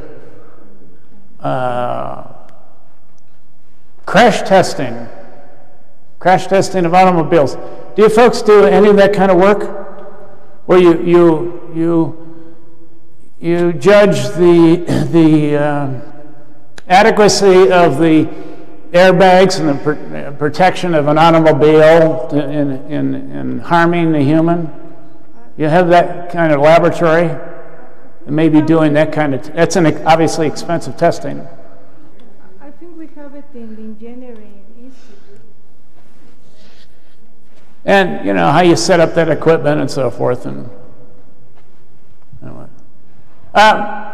so the potential, you know, there's other words, potential adversity, accident, incident, threat. The words are used interchangeably. And the possibility of loss or injury, you know, the cost, the loss, economic loss, personal injury. And they've indicated the possibility that there might be an opportunity for improvement when you. I historically think, oh, risk is always a negative consequence. But they're defining it as a positive consequence. It may be a positive consequence. Where do we do this? We should give you the mic, I think, right? Yes. No, it's just since now that we are talking about terminology, and as you mentioned that this concept of risk is not news for us. For those in the engineering background, in the faculties of engineering and those things, I like to think about risk from the engineering perspective, which is very similar to this concept in the laboratory industry. Risk is a function of hazard, and a hazard is a function of vulnerabilities. So you will have a hazard when you are vulnerable. When you have a high vulnerability, you identify the hazard. So you minimize the vulnerability, therefore you minimize the hazard, and then you can plan according your risk plan. And so I just wanted to make that point because it depends from different backgrounds. For those with engineering, mentality, that probably is exactly the same that you are talking, because you are saying you can interchange some of those words, and one deviation or variation could also be the perspective of the engineering view of things. So vulnerability is another concept to minimize risk. Hang on to it. You can pass it around. All right, 9,000 defines risk as effective uncertainty. That leaves me cold. That always has left me cold. However, they have these notes. An effect is a deviation from the expected, and it could be positive as well as negative. I always think in terms of note number 4. No, it's note number 5. Risk is sometimes used when there is the possibility of only negative consequences. That's the way I think of risk, of course. And obviously, if there's negative consequences, you have to take action. To me, positive consequences may be something you don't expect, that it actually comes out better than expectation, and therefore it becomes an opportunity to continue to implement whatever that positive consequence is. So risk is often characterized by reference to potential events and the consequences, or a combination of these, the likelihood, probability. Now, in the note 2, they effectively defining uncertainty is the state, even partial, of deficiency of information related to understanding or knowledge of an event, its consequences, or likelihood. Okay. That's not measurement uncertainty. Okay. Different kind of uncertainty.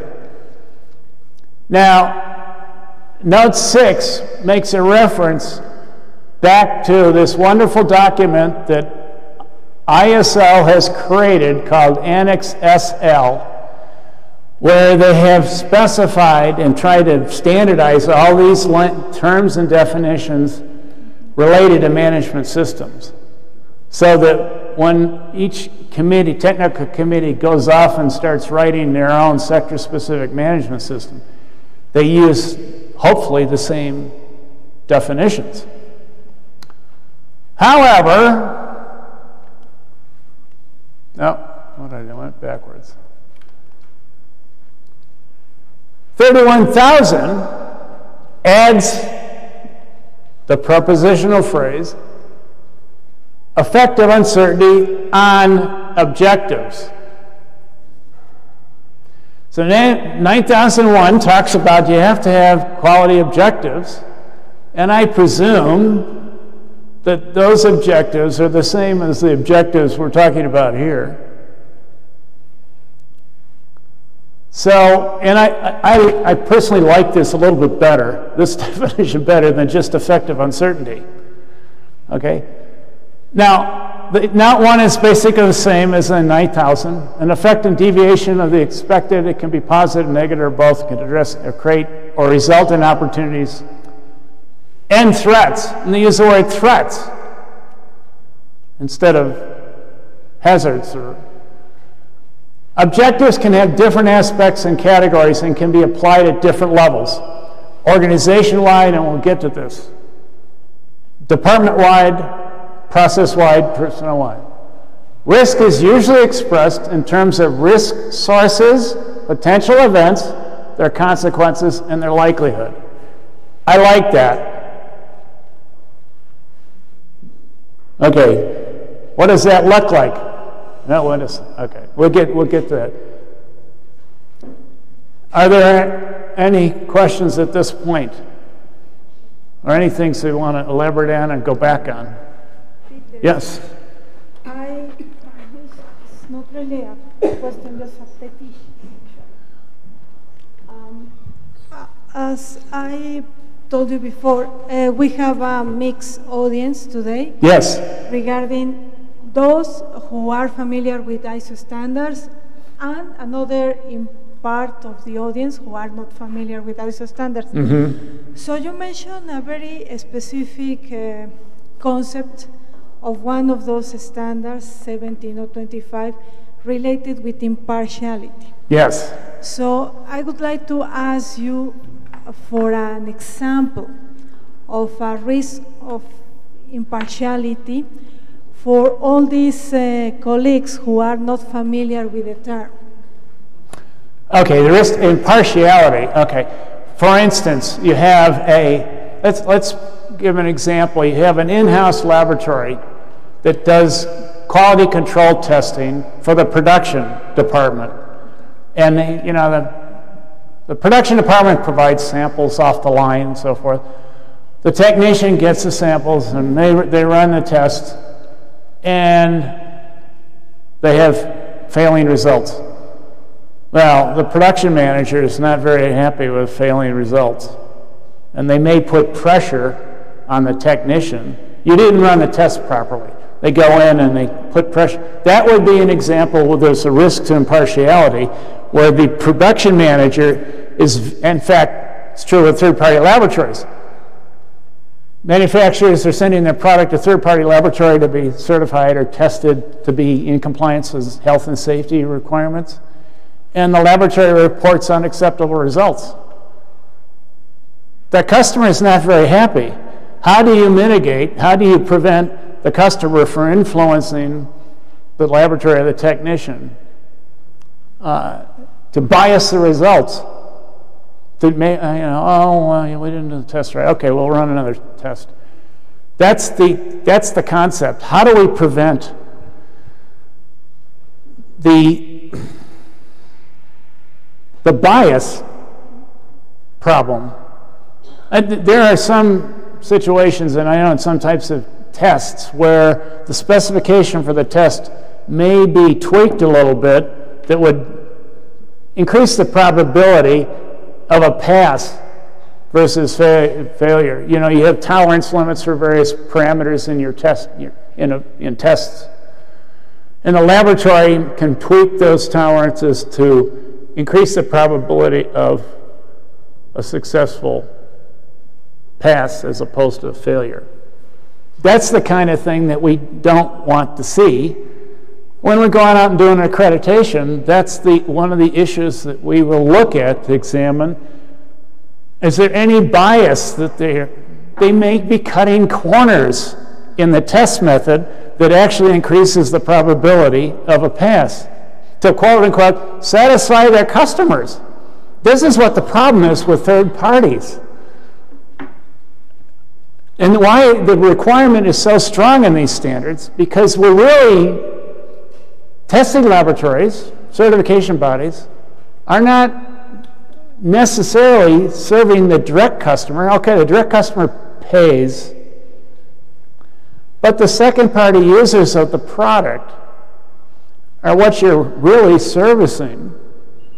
You're serving them by giving assurance that the product that you've tested meets the health, safety, environmental requirements, and therefore I have assurance that I can rely on that product, that consumable.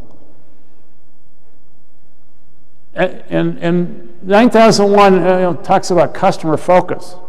Well, as a third party, as a laboratory, we've got to be worried about the users of the results and not just the direct customer, the indirect customers, the customers of our customers, right? Again, there's examples in various industries, particularly in-house laboratories. When we accredit an in-house laboratory, we have to be really conscious about what are the firewalls to protect the technician from being pressured to do a result that the production manager clearly wants because he doesn't want to stop production. Okay? An independent laboratory is the same way. Financial pressures. Geez, we're going to lose the customer if I don't give them positive results. We hear that, and that's such a violation of impartiality but again, some laboratories have that worry, and they want to make sure they give every benefit of the doubt to their customer, which may include compromising impartiality. So, okay? Sí, yes, thank you. Let me translate a little bit. No sé si todos entendieron, pero en la norma 17025 hay un concepto muy importante que es los riesgos hacia la imparcialidad del laboratorio, ¿no? Entonces yo le pedí que lo explicara un poquito más para todos aquellos que no vienen del mundo de la certificación, que son pues como la tercera parte de la audiencia que tenemos el día de hoy. Entonces, un riesgo que normalmente los laboratorios no toman en cuenta es precisamente los riesgos a la imparcialidad, cuando hay presiones externas para que de alguna manera el laboratorio pueda cambiar los resultados que emite o haga las cosas de forma más rápida y eso comprometa los resultados. Entonces, es un riesgo que normalmente los laboratorios, en nuestra experiencia en la universidad, tampoco se toma mucho en cuenta. Entonces, cuando hay los laboratorios que se acreditan, deben tomar en cuenta estos riesgos forzosamente, se los auditan mucho, como mencionó Peter, pero aquellos laboratorios que no están acreditados y que no están dentro de este background de normas que manejamos, los que sí lo estamos, tenemos, este concepto no se entiende muy bien. Entonces, espero que hayan entendido los ejemplos. Él puso varios ejemplos donde eso se compromete. En la universidad también tenemos un problema muy particular, y es que en muchos laboratorios se trabaja con familiares. Y eso también es un riesgo hacia la imparcialidad, porque muchas veces el familiar que tenemos es el encargado de supervisar el trabajo del otro, y esto también puede comprometer los resultados. Entonces, no es exactamente un tema de seguridad, pero sí de risk management, o sea, de que hay que tomar en cuenta en un laboratorio. Yo voy a aprovechar también este paréntesis para comentarles, hay varias cosas que ha estado él comentando previos que tienen que ver con las normas. Aquellos de ustedes que no estén muy familiarizados con las normas, en el break, por favor, acérquense conmigo o con algunos de mis compañeros para que las dudas que tengan muy particulares con respecto a las normas las aclaremos. Va a empezar ahorita él a hablar ya de risk management y va a ser más genérico el tema, ¿no? Bueno, eso sería mi comentario. ¿Tú querías comentar algo, no, Pilar? ¿No? Ok, ¿alguien quiere comentar algo? Thank you very much, Peter. I just made the declaration of the impartiality in the context of the UNAM. Sorry. Yeah, I'm wondering if we can see more deeply the part of you mentioned before about the share of the risk. Sharing the risk, that concept of sharing the risk. Yeah. To me, the example is, sharing the responsibility or sharing the potential negative consequence, sharing the potential liability. You go to an insurance company, or your government might be your insurance policy, right? Yeah. They will pick up any, perhaps, maybe not, but maybe there is some assurance that your overall parent organization will share the risk.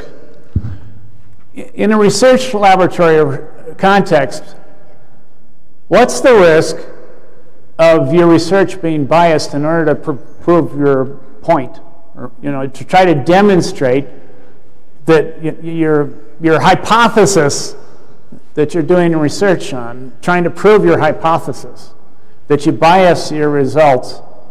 I mean, how many times we hear of publications from research universities and so forth where the researcher has biased the results, or other researchers cannot replicate the original researcher's results because either the statistical assumptions or whatever was biased in favor of coming to a conclusion that they wanted to make in the first place. That's an impartiality issue for research outfits, right? You want to be sure that when you publish your results, that they can be replicated. And anyway, we see so many papers. A member of the American Association of Advancement of Science. They publish a science magazine. Literally hundreds of research results, studies are published in that magazine. They do a peer review before publishing, but I'm sure that there's some cases where there's mistakes. And the subsequent articles will come out and say, well, we failed to replicate the original researcher's results. Why? Maybe there was deliberate bias, or maybe it was just inadvertent. We used the wrong statistical assumptions or whatever. We didn't do the right sampling, or something was not valid in our process for research. Or we deliberately, which is bad news, right? And of course, there's pressures in academia. Publish or perish. You've heard that expression in Spanish? Publish or perish? You've ever heard that expression? What that means is university professors, in order to get tenure, to get continued employment in a U.S. university, they have to demonstrate that they have published papers of significance in their field of endeavor, in their discipline. If they don't accomplish that, that may be one factor in them not getting promoted to full professorship. All right? And the expression is you got to publish or perish. In other words, you're not going to continue to be a professor. My experience at Princeton University, they have very, very strict standards on the professors, and their pressure to publish and be active be a leader in their discipline is very, very strong. which may lead to compromise of impartiality. So,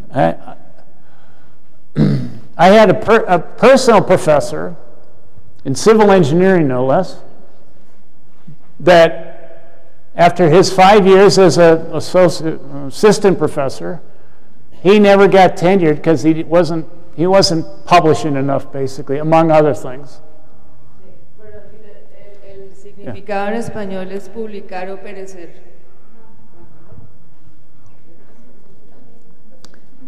I was wondering if you could get the next presentation up. It's a lengthier one, and we get into more detail about this concept of risk.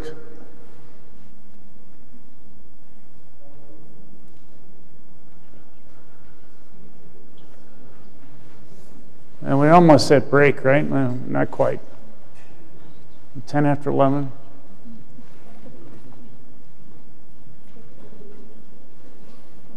You know, if a researcher gets, in effect, caught biasing his results or whatever, it's, you know, it's career damaging, to say the least. Academic theft, yes. So anyway, that should be one type of risk that you address. Just like you don't want incorrect test results to go out, you don't want incorrect or invalid research results to go out the door. How do you mitigate or prevent it from happening in the first place? Okay. 31,000 has numerous definitions, which is nice. I always like to deal with the definitions and making sure I hopefully understand the definitions, because sometimes we can be misunderstood and we think we're using the words right, and well, guess what? Go back to the definition. I like in 7025, definition of complaint is an expression of dissatisfaction. Da-da-da-da-da-da-da. When a response is expected. So there's all kinds of expressions of dissatisfaction that you might receive from your customer. Customer surveys might come back. There might be anonymous expressions of dissatisfaction. But you can't respond to it if it's anonymous or whatever. So technically it's not a complaint. It's not part of your complaint handling procedure, which is required by the standards. You have to have a complaint handling procedure, dot, dot, dot, dot, dot. But nevertheless, any expression of dissatisfaction needs to be accounted for, and especially 9001. What are your customers saying about you? You know, what's the perception of your customer's service from your customers directly? That's why you see so many surveys from hotels and airlines every time you book something, and how was your experience? So they're following the 9001 requirement to get customer feedback. I don't know how research institutions do it. How do you? We conduct also surveys for knowing which is the opinion of the clients regarding the service of the laboratories. Okay. How about university clients, students? We conduct, students. We conduct surveys too. Okay. But also another shareholders, not only students, the third parties,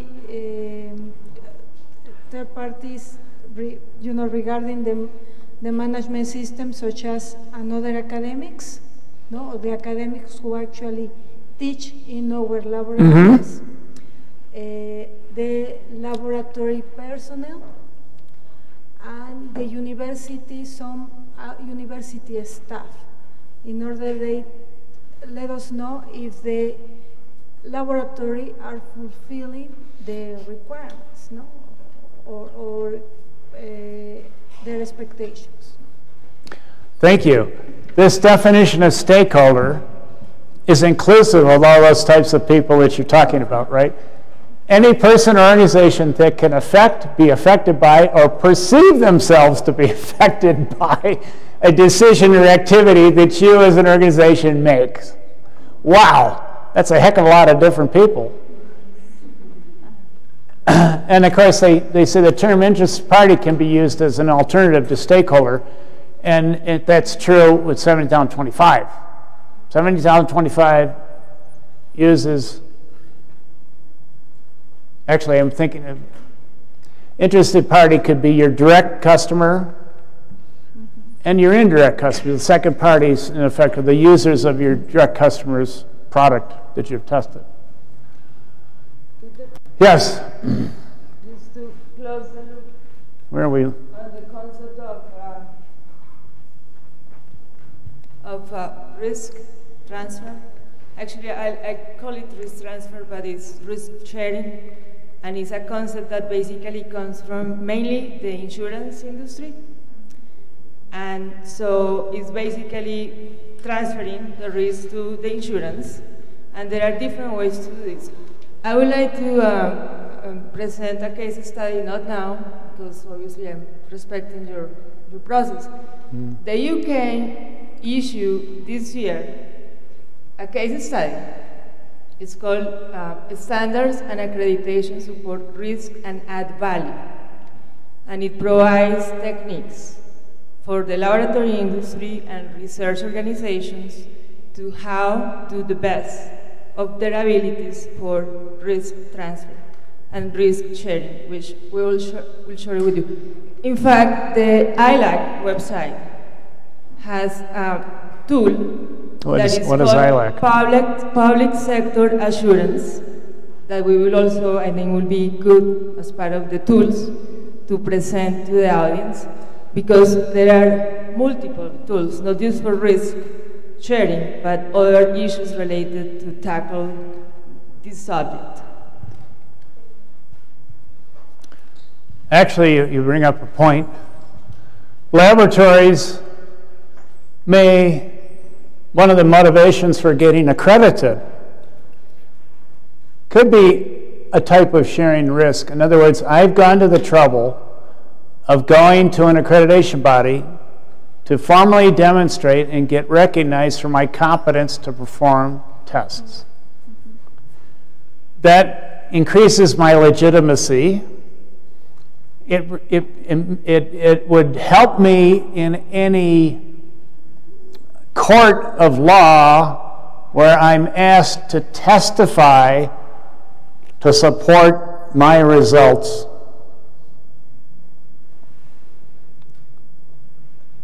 In effect, you're sharing risks with the accreditation body in a way, although the accreditation body is not taking responsibility if you made a mistake necessarily.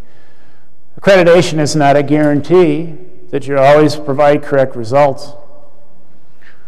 I'm reminded of a forensic science laboratory that was accredited in accordance with 70,025, that provided in the state of Michigan and made huge publicity, where a drunk driver arrest, DWI, driving while intoxicated. The test result from the forensic lab was, he was over the limit. The defendant of the drunk defendant's lawyer, in court, cross-examined the forensic science lab and asked the forensic science lab, what's your uncertainty with those results? Forensic science lab could not produce the uncertainty. Case thrown out of court. Because the case that the defendant's lawyer made was 70,025 requires you to estimate your measurement uncertainty. Where is it? Didn't have it. So there's a risk there. If you are in a court of law, you better be doing what you are recognized as competent to be doing. meeting all the requirements. That was huge because it really undermines all the forensic science results from that particular laboratory in the state of Michigan. Anyway, I don't know the specifics of the consequences, but I do know the judge threw the case out of court precisely because the lab cannot present measurement uncertainty associated with the result. So, your point, when she mentioned ILAC, it's the International Laboratory Accreditation Cooperation, which is a national, it's the global cooperation among accreditation bodies around the world. There's about 110 of them, and there are members, stakeholder members like laboratory associations that are members of that. A lot of information on that website. A lot of the publications are totally free, or actually all of them are free. You can download them. So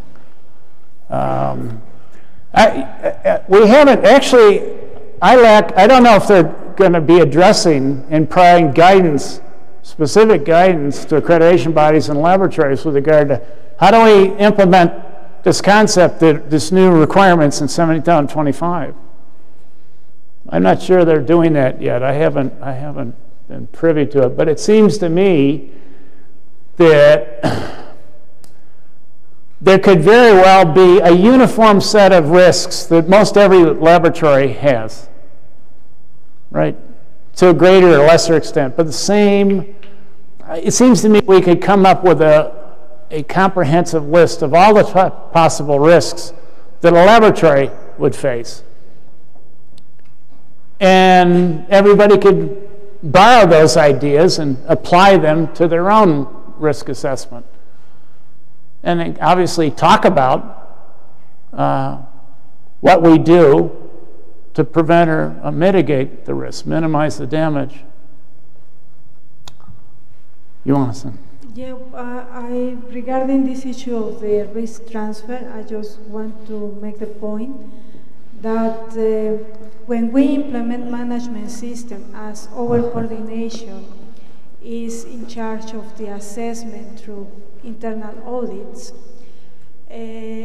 generally you have to transfer also the risk of conducting an incorrect audit, internal audit to us, because it's our responsibility. Okay. You know? So that's a good example of transfer risk or sharing risk. You know? Because it is not your responsibility as a laboratory, it's our responsibility as a coordination, because we're in charge of training of the auditors, are in charge also to qualify them as competent to conduct these internal audits and so on. So this is actually our responsibility, and you transfer in your system that risk to us. So now I am understanding that it's the same thing, transfer the risk and share the risk. Okay, because for me, I understand transfer now is your business, not mine. Yeah, like just an example is not relevant to the laboratory industry, but I used to work for the World Bank and in risk management, and its basic definitions are very similar, but in different contexts. Okay. But when it comes to sharing and transfer, it goes back to a component that is financial. It's financial.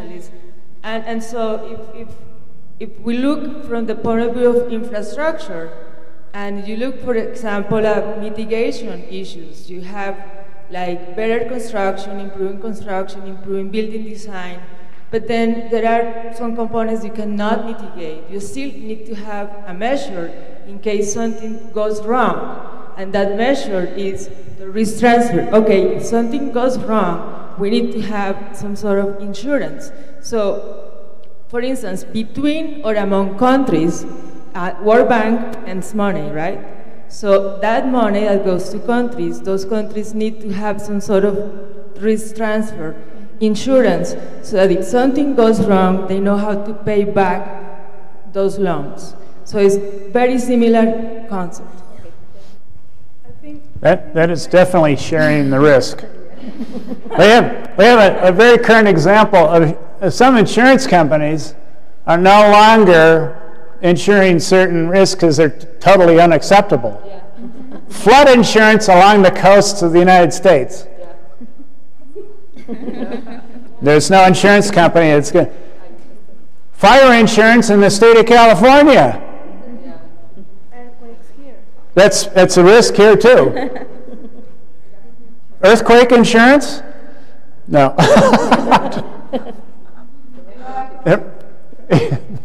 Monica had a comment. Yeah. Only, I think, this issue of the risk transfer or risk sharing really depends on your process, no? Yeah. And the activities your laboratory is conducting, no? So in some cases, it is possible that you completely transfer the risk, but sometimes, because you are part of those activities or process, you have to share it. When I think the UNAM laboratories share the risk, in the context of national labs, because those labs are a kind of group of labs, not only from the UNAM, but for others laboratories, no, in Mexico.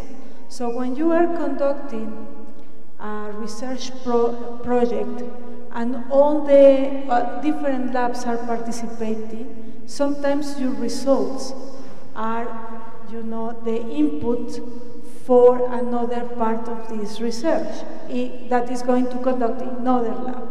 So in that context, you are sharing the risk, no? Because it's the same project, a research project, but it's conducted in different facilities in different laboratories, no? So that's a good example of sharing the risk. When you have an external provider, as us, our coordination, and we're in charge of that activity, then you transfer the risk, because we are the ones, exactly. So you can have both, but depends on the context of the activities and the process. So what you have to do. We get 2 minutes from break. I just want to bring up auditors' risk and risk-based thinking that auditors need to apply.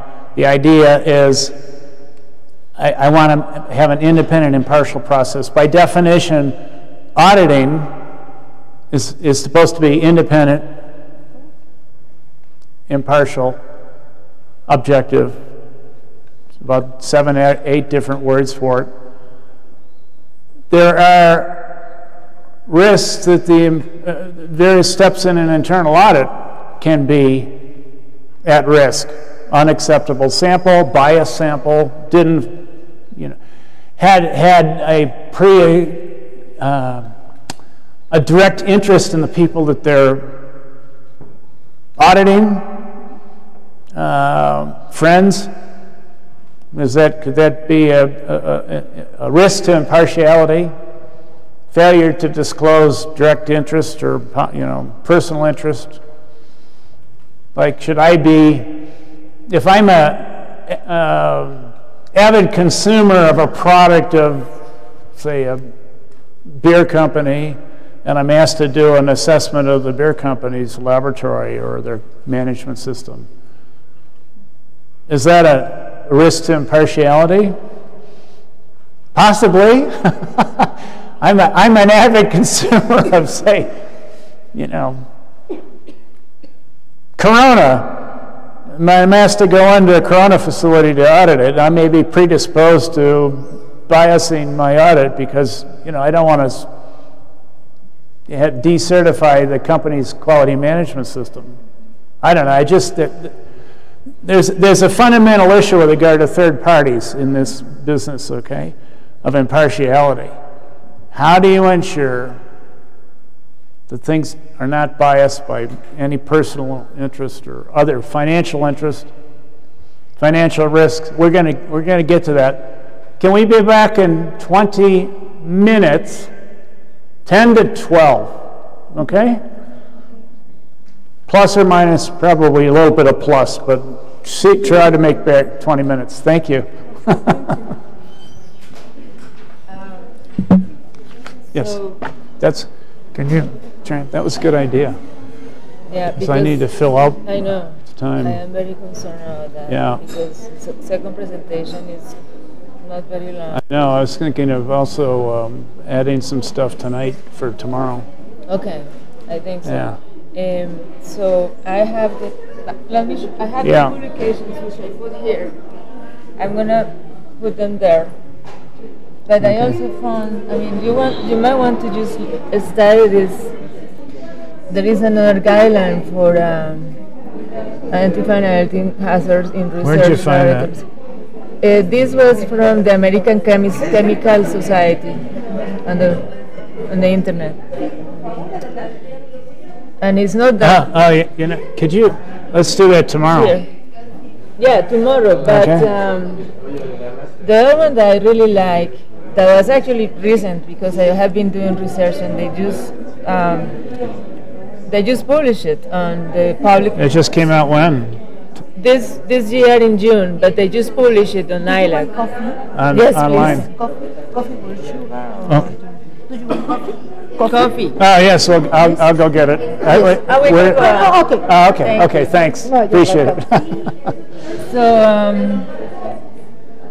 I think this one is pretty good, and you should be, it's from this organization, AIRMIC. Never heard of that. That's Marcus Long guys, the insurance companies. Oh, okay. So, you know, they basically talk about what you talk. I don't think, I like that publication though.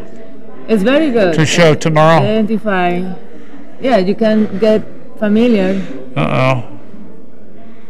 And,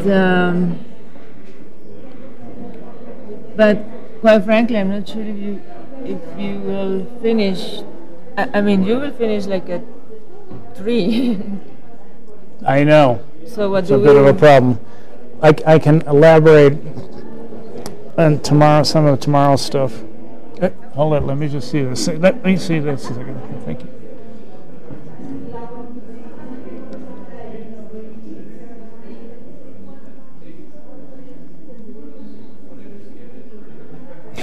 Spelled standard is wrong.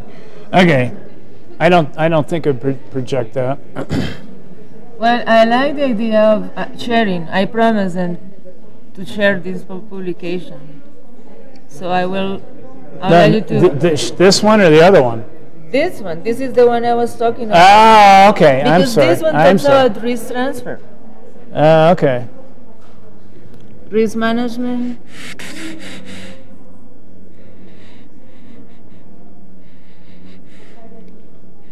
This basically is what you have been discussing, but this goes in details, you know, for sector-specific issues.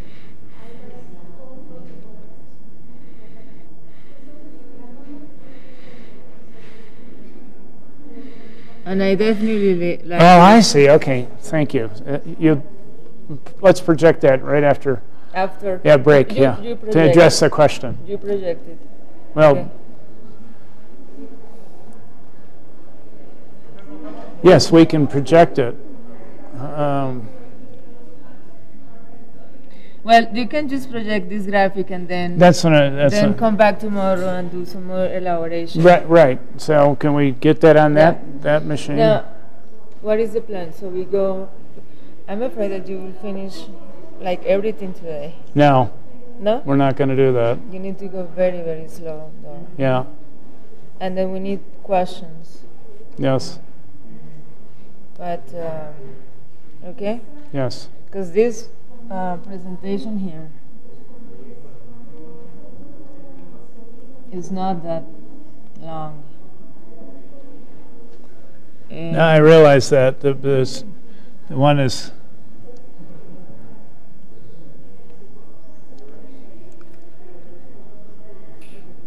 You may also want to present the public assurance website. That's all risk management stuff. Good. And it's good for all these audiences. Right. You have, you see, I took notes quickly.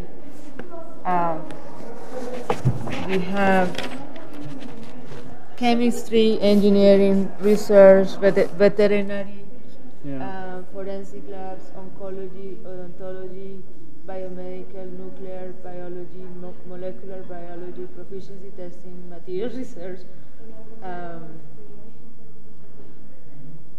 quality control, geophysics, medical, ecology, environmental. The whole gamut. So it's very hard to just tackle particular. Like I'm very familiar with transferees in terms of construction labs and construction regulations, and it's all about. It's just getting insurance to be able to.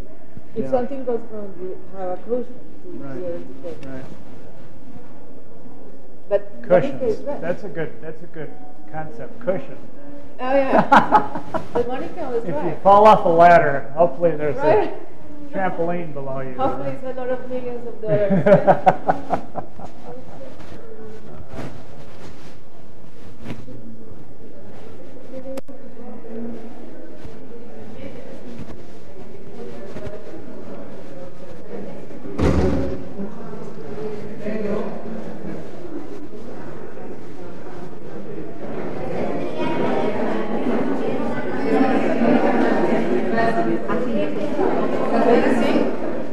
Monica was right in mentioning that sharing can also be, since they have a lot of networks.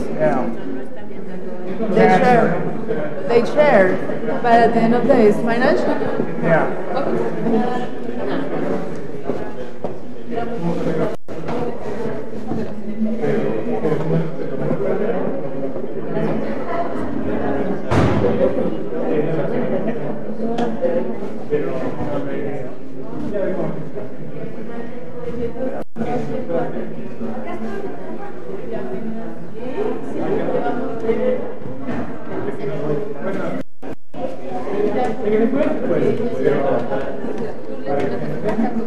No,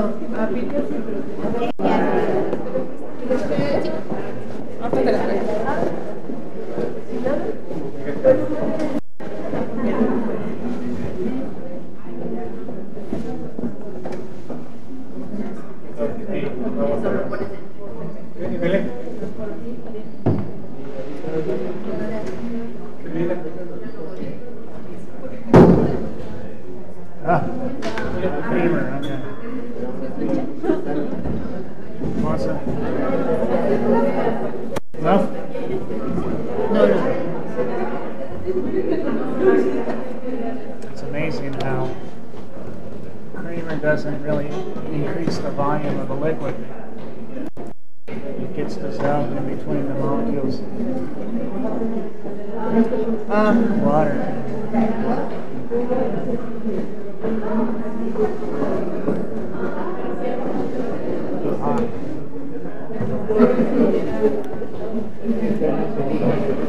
I need to cool this off.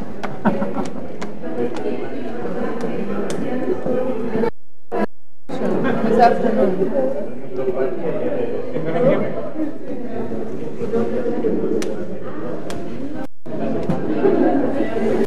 Peter? Yes. How do you envision the afternoon? Exercise 1 for about 9 groups. 9. After this? After lunch. So maybe before lunch, actually. Maybe we can. I wasn't planning to get through this whole second presentation.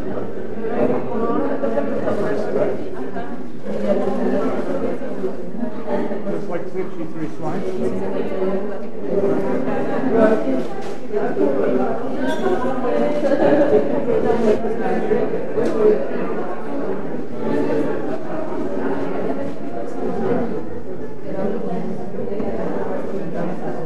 Well, went really fast the first one. I went too fast. Right. I think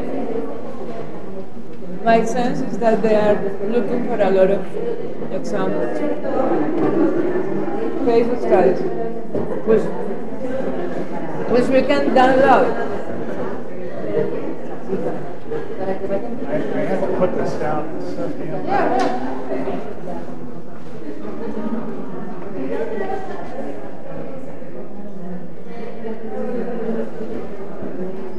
You may want to ask Lucy Davis if she has experience to share for forensic labs risk transfer. What can go wrong? Escape one.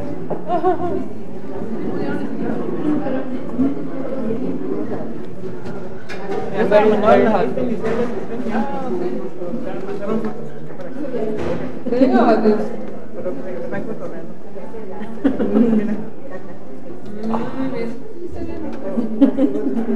Son de la misma ciudad. Another point that I want to discuss is how do you implement all these concepts in the organization? Part of it. Next upcoming slide. And I will think that part of the how is through management review. The management review, the leadership. This is coming up. Okay. Where you involve everyone basically to identify, because it's not just one person identifying risk. Of course, it's coming up.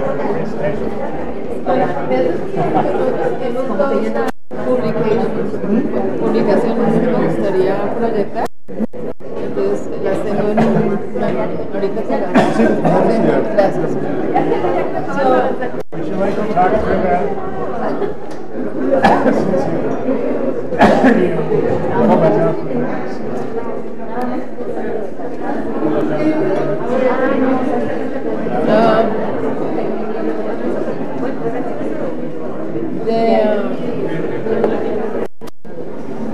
I can discuss a little bit, but then I can mention that we will elaborate more tomorrow.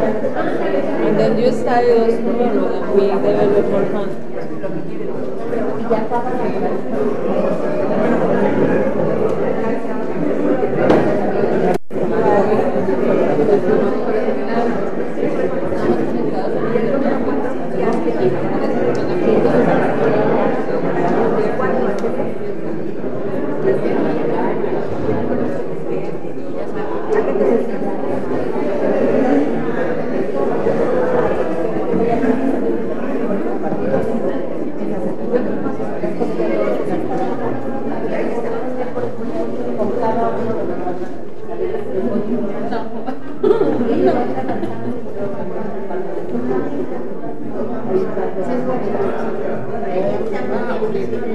I'm not sure if I want to do that now. Oh, okay, you don't want to do that. No, because tomorrow? Maybe no, 10 minutes before you finish, before the break. Well, it's all going to be reports from the the groups. The last 2.5 hours. Today? Yeah. Exercise the whole afternoon after lunch. Let's talk Monica. I don't think that 2 hours for reports? Tomorrow for reports. No, you said that the last 2 hours today. It'll be groups working on developing presentations for the rest of the other groups. No, there's 9 presentations. Might start before lunch.